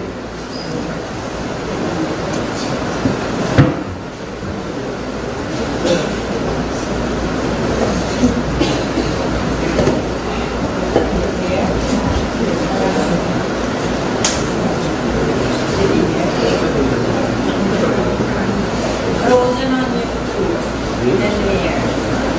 Oh. Yeah.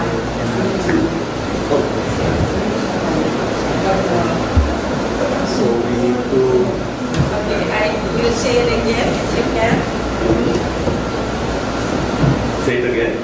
Yeah, 1 second. Okay. Go ahead.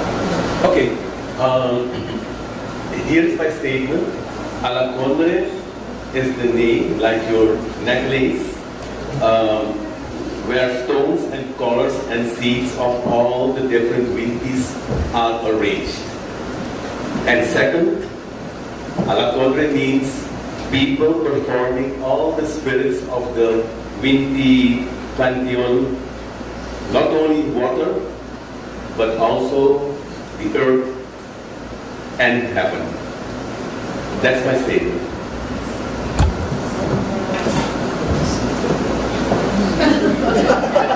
Thank you for the statement. I'm not sure if I heard you correctly, so I'm going to try to reproduce the question.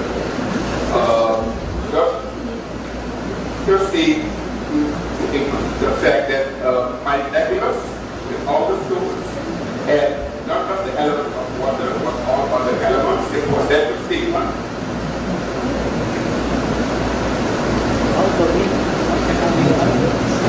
Yes, not only water, but including heaven and the earth.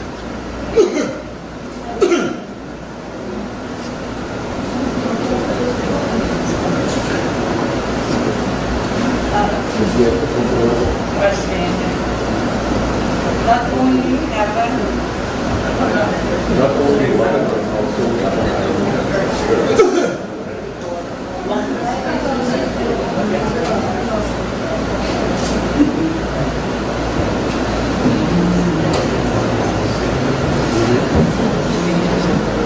I agree. Thank you. I agree with that statement. May I respond on that statement? I do think that Alakondre is... Yes, I agree with the statement. I have to take some break because the sound comes later in my image.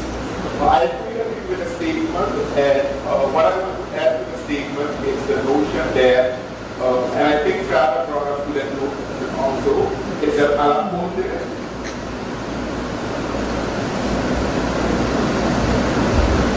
yes, exactly. I completely agree with that.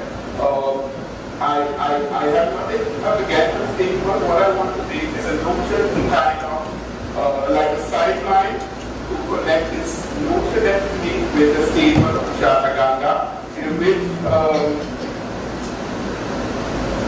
Shata try to be aware that if whether Alakondre is kind of a utopian idea. And I tend to agree completely with this notion of a utopian idea not because Ethiopian is out of reach, it doesn't mean that we should not strive to reach the Ethiopian. I think that's the idea of progress, that's the idea of youth, that's the idea of evolution, and that's the idea of nature, human, and culture. Yeah, may I ask a question? Actually, I want, I like your necklace, but I do not think it's Alakondre. I thought that Alakondre is a Surinamese brand. So, that's what I thought, but maybe I'm wrong, because if you mix something, two different cultures mix something somewhere, I don't think it should be Alakondre. Alakondre is a brand, is a vibe, is an inspiration based on history, based on people, based on so many facts. So too much to mention. But it is a vibe that has been developed in Suriname. So Alakondre is a brand, a Surinamese brand. I keep hearing, if I may continue, I keep hearing someone. Ja. Kan ik reageren? Ja. Maar ik ga op jou reageren. Lisbeth. If Alakondre is a philosophy, make it sense of things happen in another country and you consider it like it is Alakondre. Because we talk about the concept that exists in Suriname, for example, in the viticulture, and we use it, the connection that we make as a concept. We talk also about Ubuntu. For example, Ubuntu is not in Suriname, in South Africa, but we use it as a concept. Yes. Ubuntu is not only South Africa, Ubuntu is African. But the people from Suriname yes, are if I may respond to Lisbeth's comment. I think what triggers me most in Lisbeth's comment is the idea of Alakondre as a Surinamese brand. I don't disagree with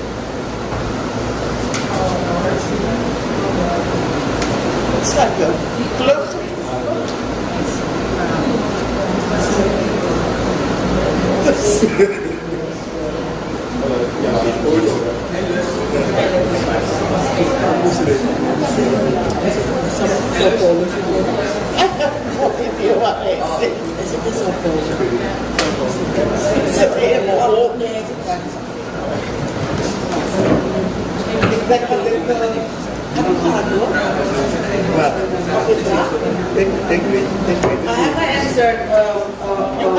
I haven't answered. Maybe I can do so.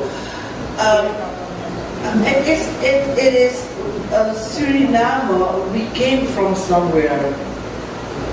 So, but we made something here, and that is the Alakondre vibe.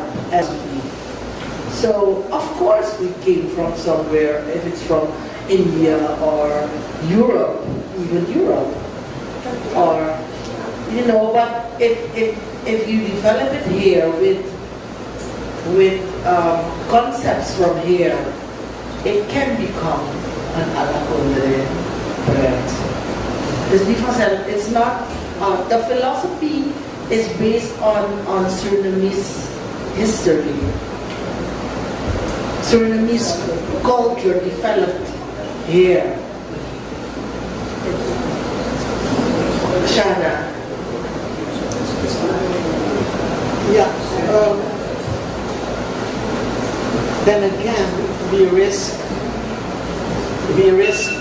putting ourselves in a position where we say that we're different from others.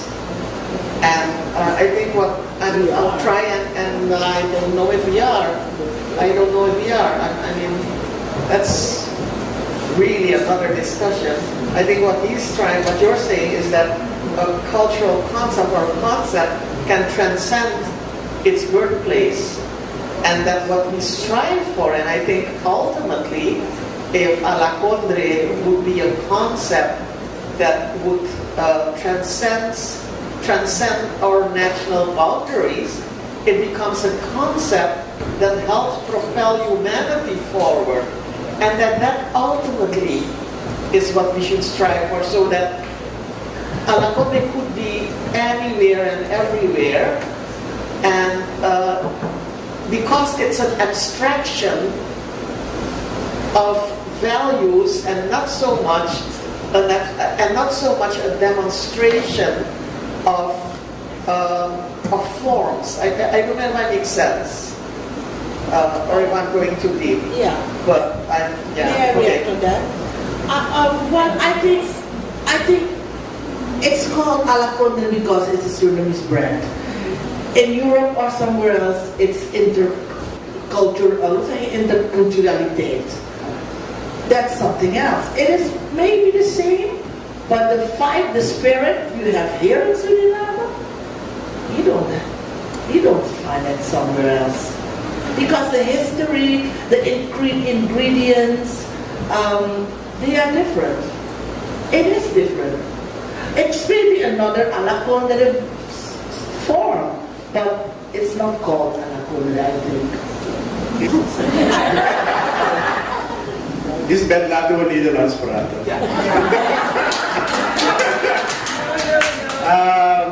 We have people abroad listening. And it's Don't explain it to her. okay. Maybe But I think last round, can I propose that he speaks in Dutch? in Dutch. Then That's right. I'll translate. I'll Okay, translate. but then that's But just very short. That's after Silan. We are going to the next. Okay. Because Silan is saying like, Silan Macroy is a Surinamese Dutch storyteller in music, literature, and theater.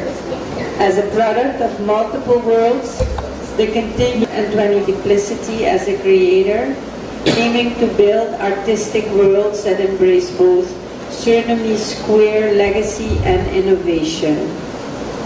In collaboration with What You See Festival, Theater aan de Rijn, Productie Huis Brut, Uitgeverij Blauwgras press his unique layers.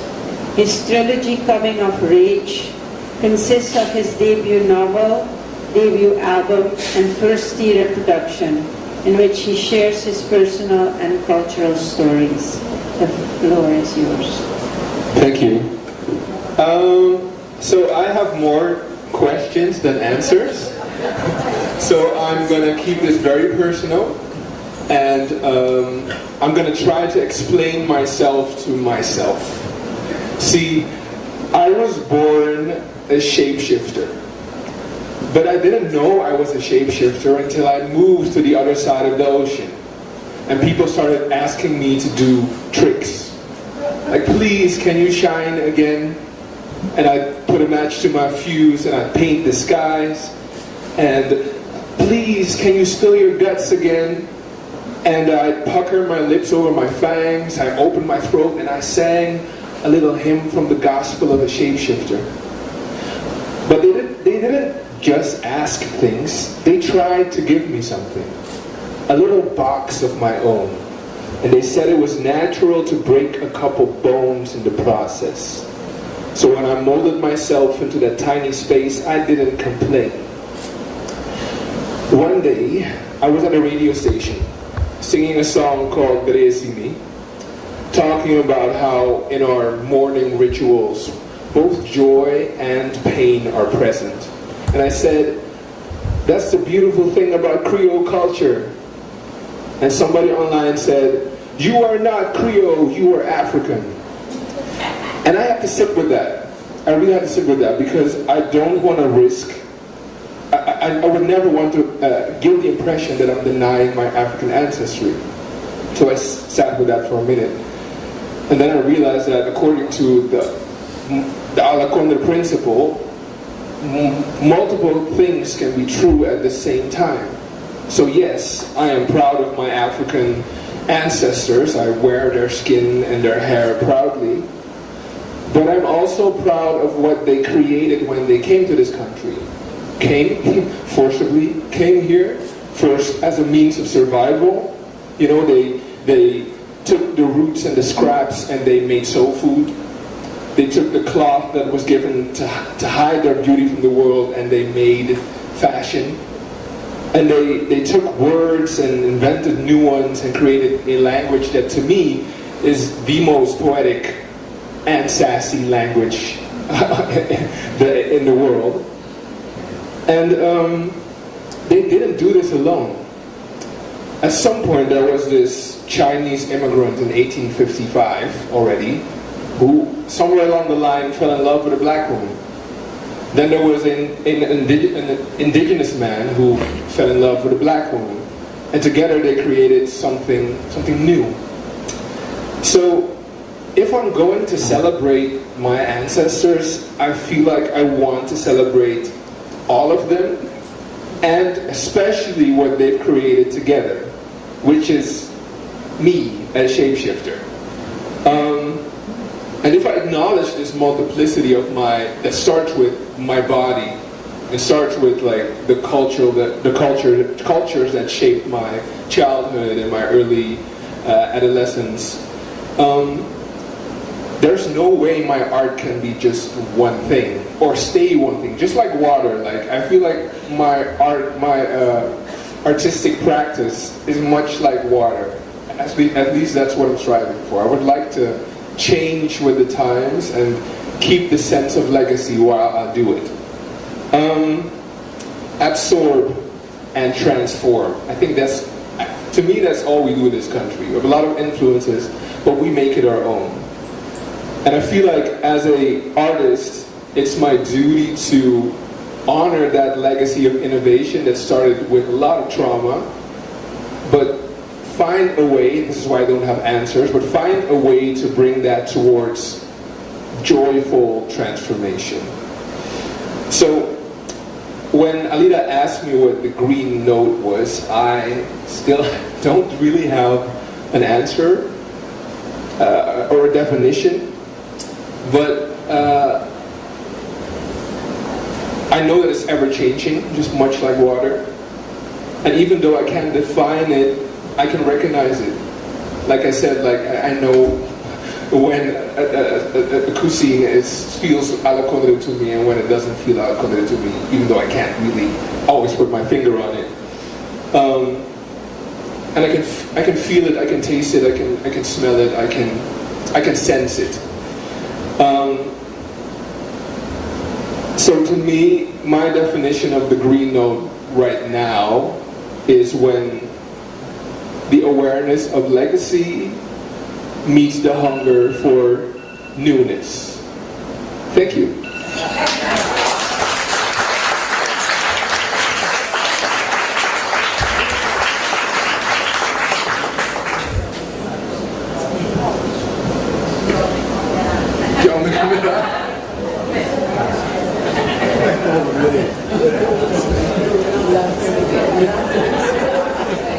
Thank you, Mr. McCoy. I'm also a shapeshifter. I come from different cultures also, so I feel you. Thank you. I also work in the Netherlands, so I try to bring our culture into the Dutch kitchen as well. Oh, we're going to collaborate when we get back. So then I came back, and now I'm all Alakondre. Yeah. So the next course is a special course because it's made by the daughter of Munich. It's an Arabian dish. It's called baklava. A Lebanese dish, sorry. It's Lebanese dish. It's made with phyllo date, phyllo pastry, and nuts and honey. It's very sweet. Thanks to Dana. For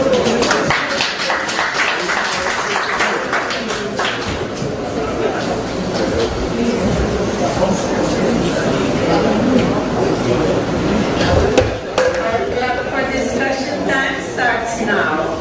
This will be the last moment of discussion in this setting, after which Jack would like to make a statement in 2 minutes, and after which our public could ask some questions for 10 minutes.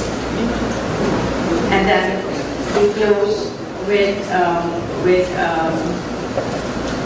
collection of remarks, a synopsis on what is said tonight. We go. Yeah.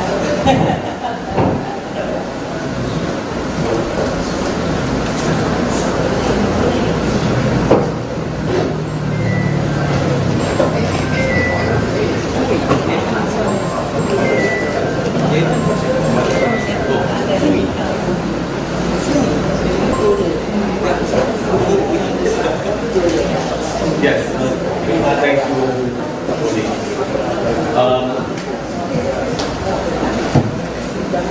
Okay, this is my final statement, and while I'm starting with the statement, I remember my good friend since my early youth, Hank John. And I don't want to make it too long, but Hank John was one of the most remarkable persons in Suriname who went across the world, and he introduced the Alakondre in 1971 during a Latino conference. Let me first make a jump from 1971. One of the remarkable events was at the Nasiland. It was the Atlantic World and the Dutch. 3 days long, with the University of Leiden, having the money, financing that cultural heritage, immaterial and material heritage. So 200 people every day of Surinamese society. And then Hank John was just sitting next to me the second day, and then he said to me, I have a protest against shared heritage, the concept of gedeeld erfgoed. Erfgoed can never be shared, even if it has some elements, Dutch elements, even celebrating Koninginnedag. We celebrate it with Govriari and many happenings. There is a response from Surinamese, the Surinamese cultures, the different cultures. Anyway, so that was a very valid,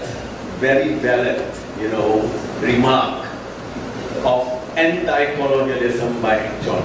So Hank John, and it was in, I think, 2008 or 9. And 1971, Hank John introduced the Alakondre drawing when there were many social tensions in Suriname. 1971, many social tensions. And at the occasion of the Palatino Conference, I think it was in CCS, he designed and he performed what today is institutionalized as the Alakondre drawing. And it has proven to be a sustainable musical event that shows us the connection between the musical rhythms of different cultural or ethnic groups without losing their individuality. That is the most characteristic thing of Alakondre.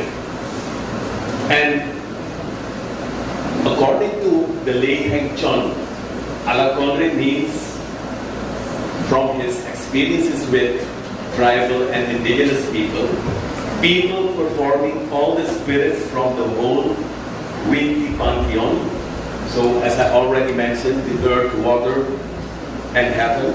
And it's also, symbolic for a type of necklace where the stones and the colors and the seeds of all different ways are arranged.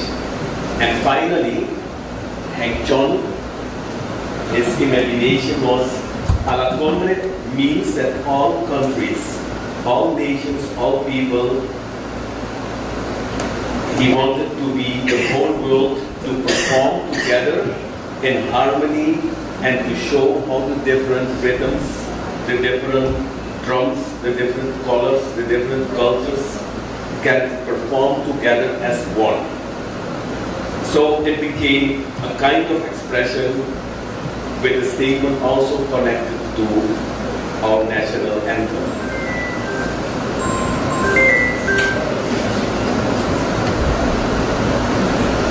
In Suriname, almost all the colonial attempts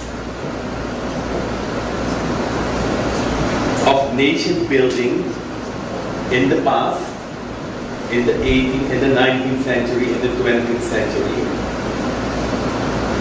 failed. Many projects were implemented in the decolonization of Suriname within the framework of nation building and initiated by the Dutch government.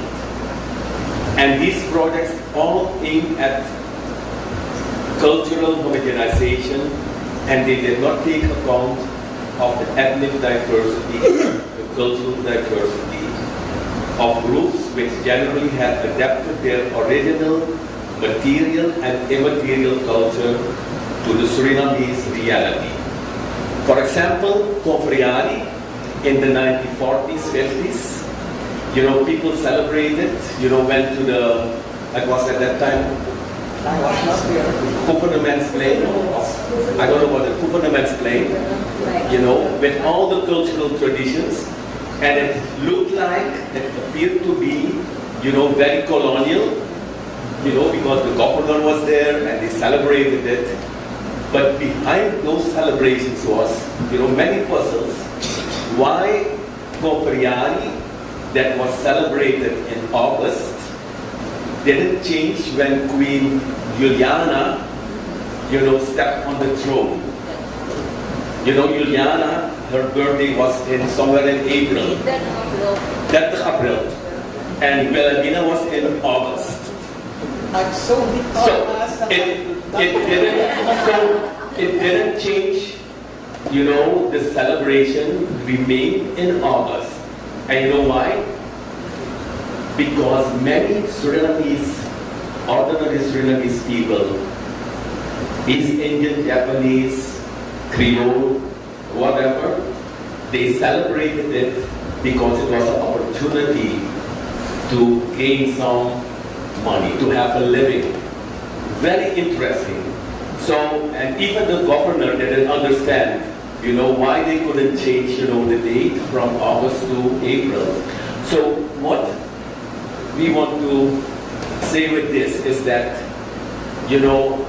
culture and also celebrating things like Koningin Indah is always a response, to the situation that exists. So there's a lot of creativity. And I think that is what Heng Chon, that is the message that he wanted to send to us. Also with the Alakondre Art, that was a museological exposure of the different rhythms in 1971. And the ensemble in the first time consisted of different groups like Japanese, East Indian, Indigenous, Lebanese, Maroon, and it was a striking artistic example of not nation building, because nation building is at uniforming, it was more nation creation. And that means they accepted, the differences, and the Alakondre Art originates from the inspiration of artists to portray the cultural diversity of Suriname as an amalgamation of different cultures, but guaranteeing that each individual culture Each rhythm remains visible, audible, and distinguishable. So it's not blending, it's not mixing. And the purpose was to demonstrate how the world in its diversity can achieve a harmonious society without abolishing the individual cultures. So the Alakondre drum expresses the recognition of equal rights of the various cultures and also legitimizes the material and immaterial cultural heritage in Suriname. So I would say thanks Hank John, for introducing and institutionalizing the Alakondre drum, also in his theater pieces, the most celebrated in Thalia, and one of the last ones that I enjoyed was, I think, this celebration of Langtuko in 1974. That was the Exodus, also maybe of Zeeland to Holland, the Exodus to Holland. That was, a performance of protest and struggling. So thank you, Don, and thank you for your contribution with the Alakondre.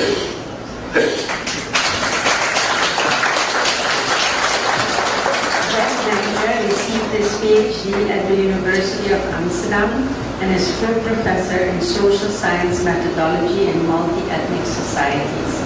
He's chairperson of Surinamese Academic Network, a foundation that fosters academic collaboration between Brazil and Suriname, and coordinator of the Suriname Amazon Collective, an alliance of 5 academic, tribal, and indigenous organizations.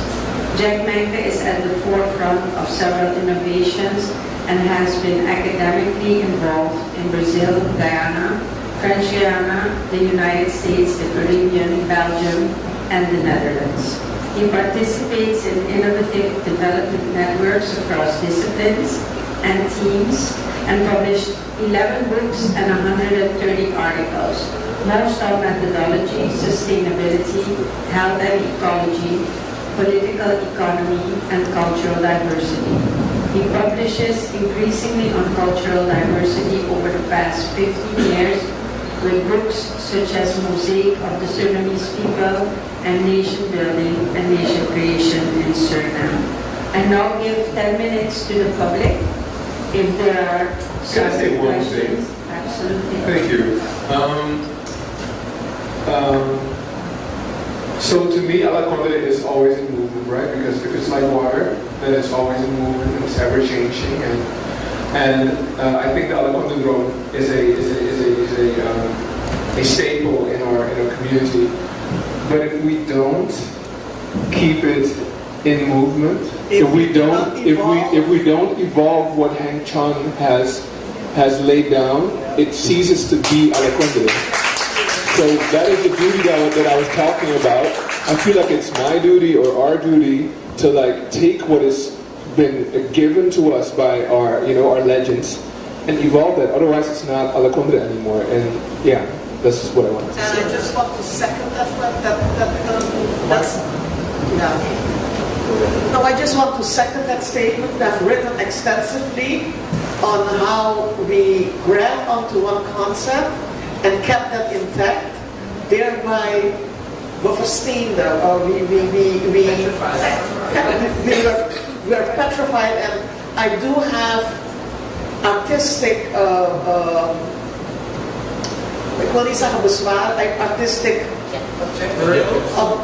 objections, maybe a bit too strong, about what it said and how it was developed, which is something for another time, but it's standing still, and it has been standing still since 1990. And that's the thing. And the other objection I have about it is that it's always, it's a certain type of theatrical and musical performance. I call it It's always the historical, chronological performance, the performance of the chronological arrival And that is really, as an artist, what really always bothered me. It's really from my very toes. Because what happened then, and then it becomes personal, what happens then is that when you're a theater maker in Suriname, and you do not adhere to the Huwegi of the Sangkwama aesthetic, or you want to tell stories that have nothing to do with Alakondre or with ethnicity, I was called a Western theater maker. And I was called someone who could not represent Suriname. So it's kind of personal, and I'm really grateful for Henk. I loved him deeply for what he did. But let's not say that that is the end all, and I just wanted to say that. And I wanted to go back, because what we missed is a reflection on Silam's speech, and I just wanted to say the insight you just gave, and I think that's so important. What you said is that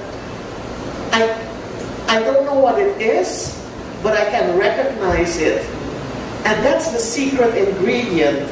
And we should be, and what we're trying to do is define that secret ingredient. And what I'm taking with me from you is that maybe we shouldn't try to define the magic. So thank you for that.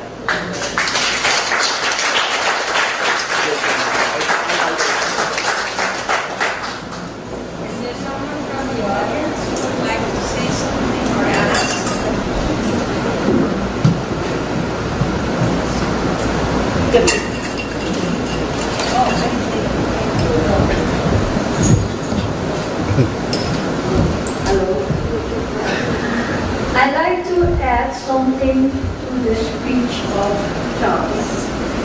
And I will not talk about the thing I discovered myself, but I hear it from a good friend who is a China chauvinist. And he said that noodles were invented in China. In the north, noodles were cooked, and in the south, where most of the Chinese who came to Suriname, the noodles were fried. And when it went to, they got the barley, and when it went to Italy, it became spaghetti. So I think what I want to say that food change when it goes to a place where it is appreciated in a certain way.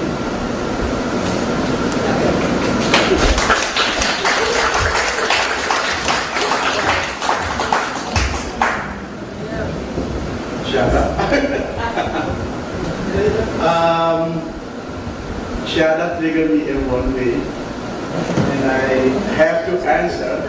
I look at Tanuya because we are the maker from present, and we also use, or not use, we work with the Alakondre drone to be specific. Henk John, he created what we can say the ritual theater, ceremonial theater. And we know the Alakondre as the Alakondre drone.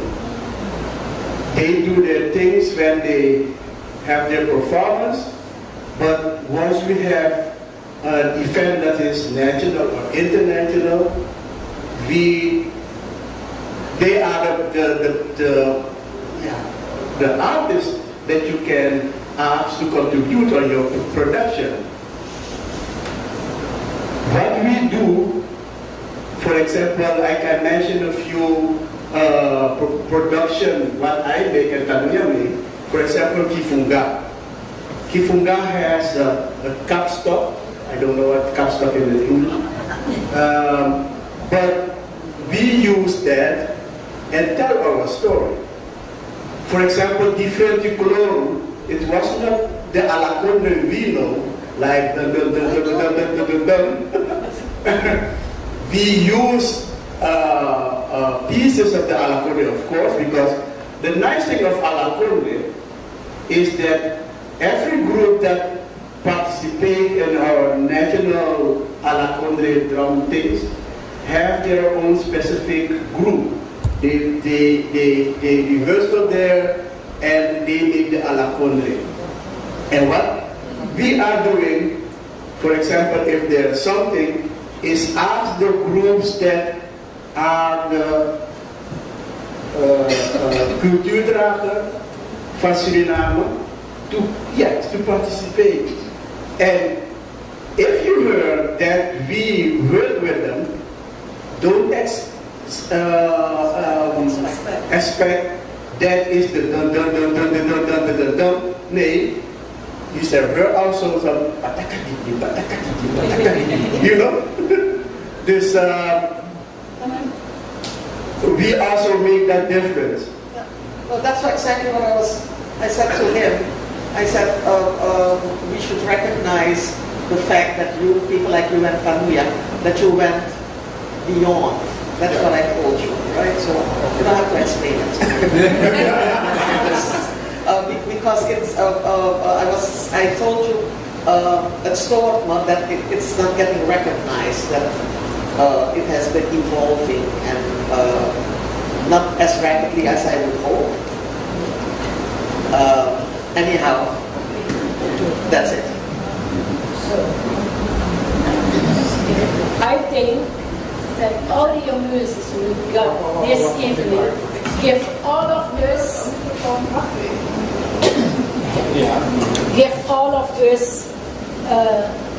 Alakondre stomach, so we can go home. Everybody has eaten and can go home with an Alakondre stomach.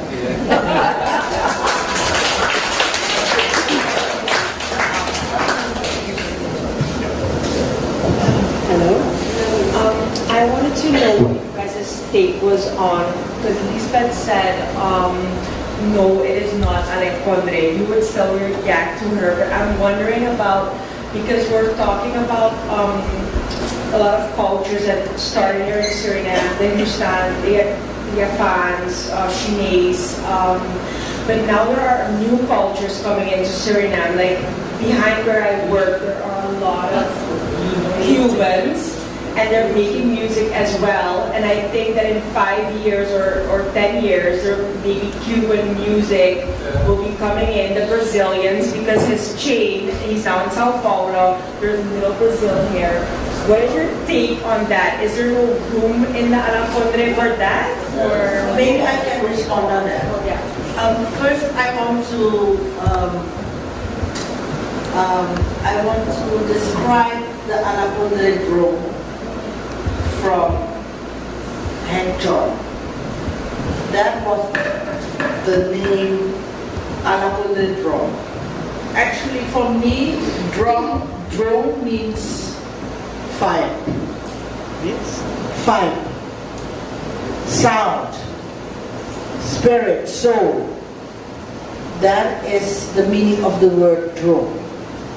Okay, so it's not particularly music, because in Hank John's theater productions, it's not only music, it's a lot. Okay, that's one.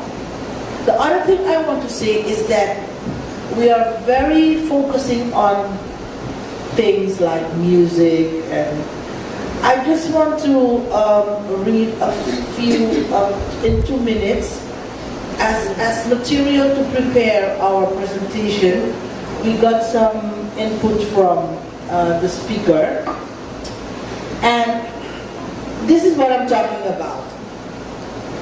They are talking about what is jullie geheime sauce, and the question, what is the secret sauce? And that was an experience of a visitor in Suriname.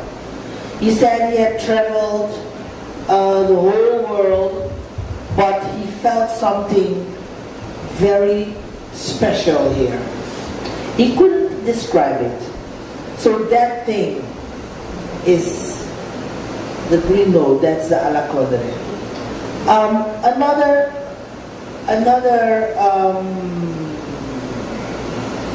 He said, dit gevoel heb ik niet eerder ervaren. He never experienced that feeling. A bittersweet one. What I'm just saying is that Alakondre it will take much more time to describe and the definition of Alakondre. It is more than music and clothing and food, and it is the result of something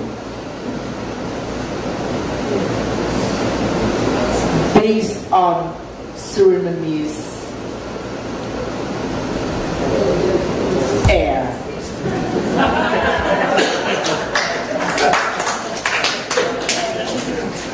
Or water. I'm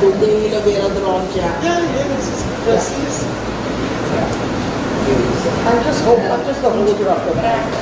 Ja, dus ik kan aansluiten aan alles wat er gezegd is. En dan hoor ik naast mij mijn dochter zeggen, mama, wat tante Sjade en oom Corrie zeggen, allemaal hebben gezegd, dat is mijn definitie, allemaal van Alakondre. Je krijgt een etentje. En ze zei, ik ben zo blij om dit allemaal te horen. Maar dat het uit het brein van zo'n klein kind. Maar eigenlijk 10 jaar, toen ze 10 jaar was het uit het brein van 10 jaar. Ik wil het net zeggen, I just wanted to say that she wrote it down when she was 10. When she was 10, sorry, I have to talk English.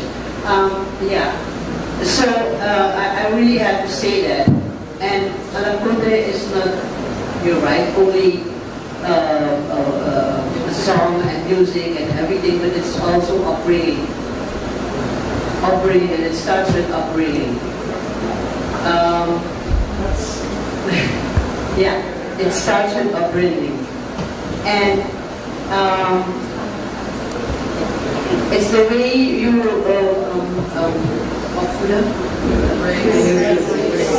embrace everything with respect.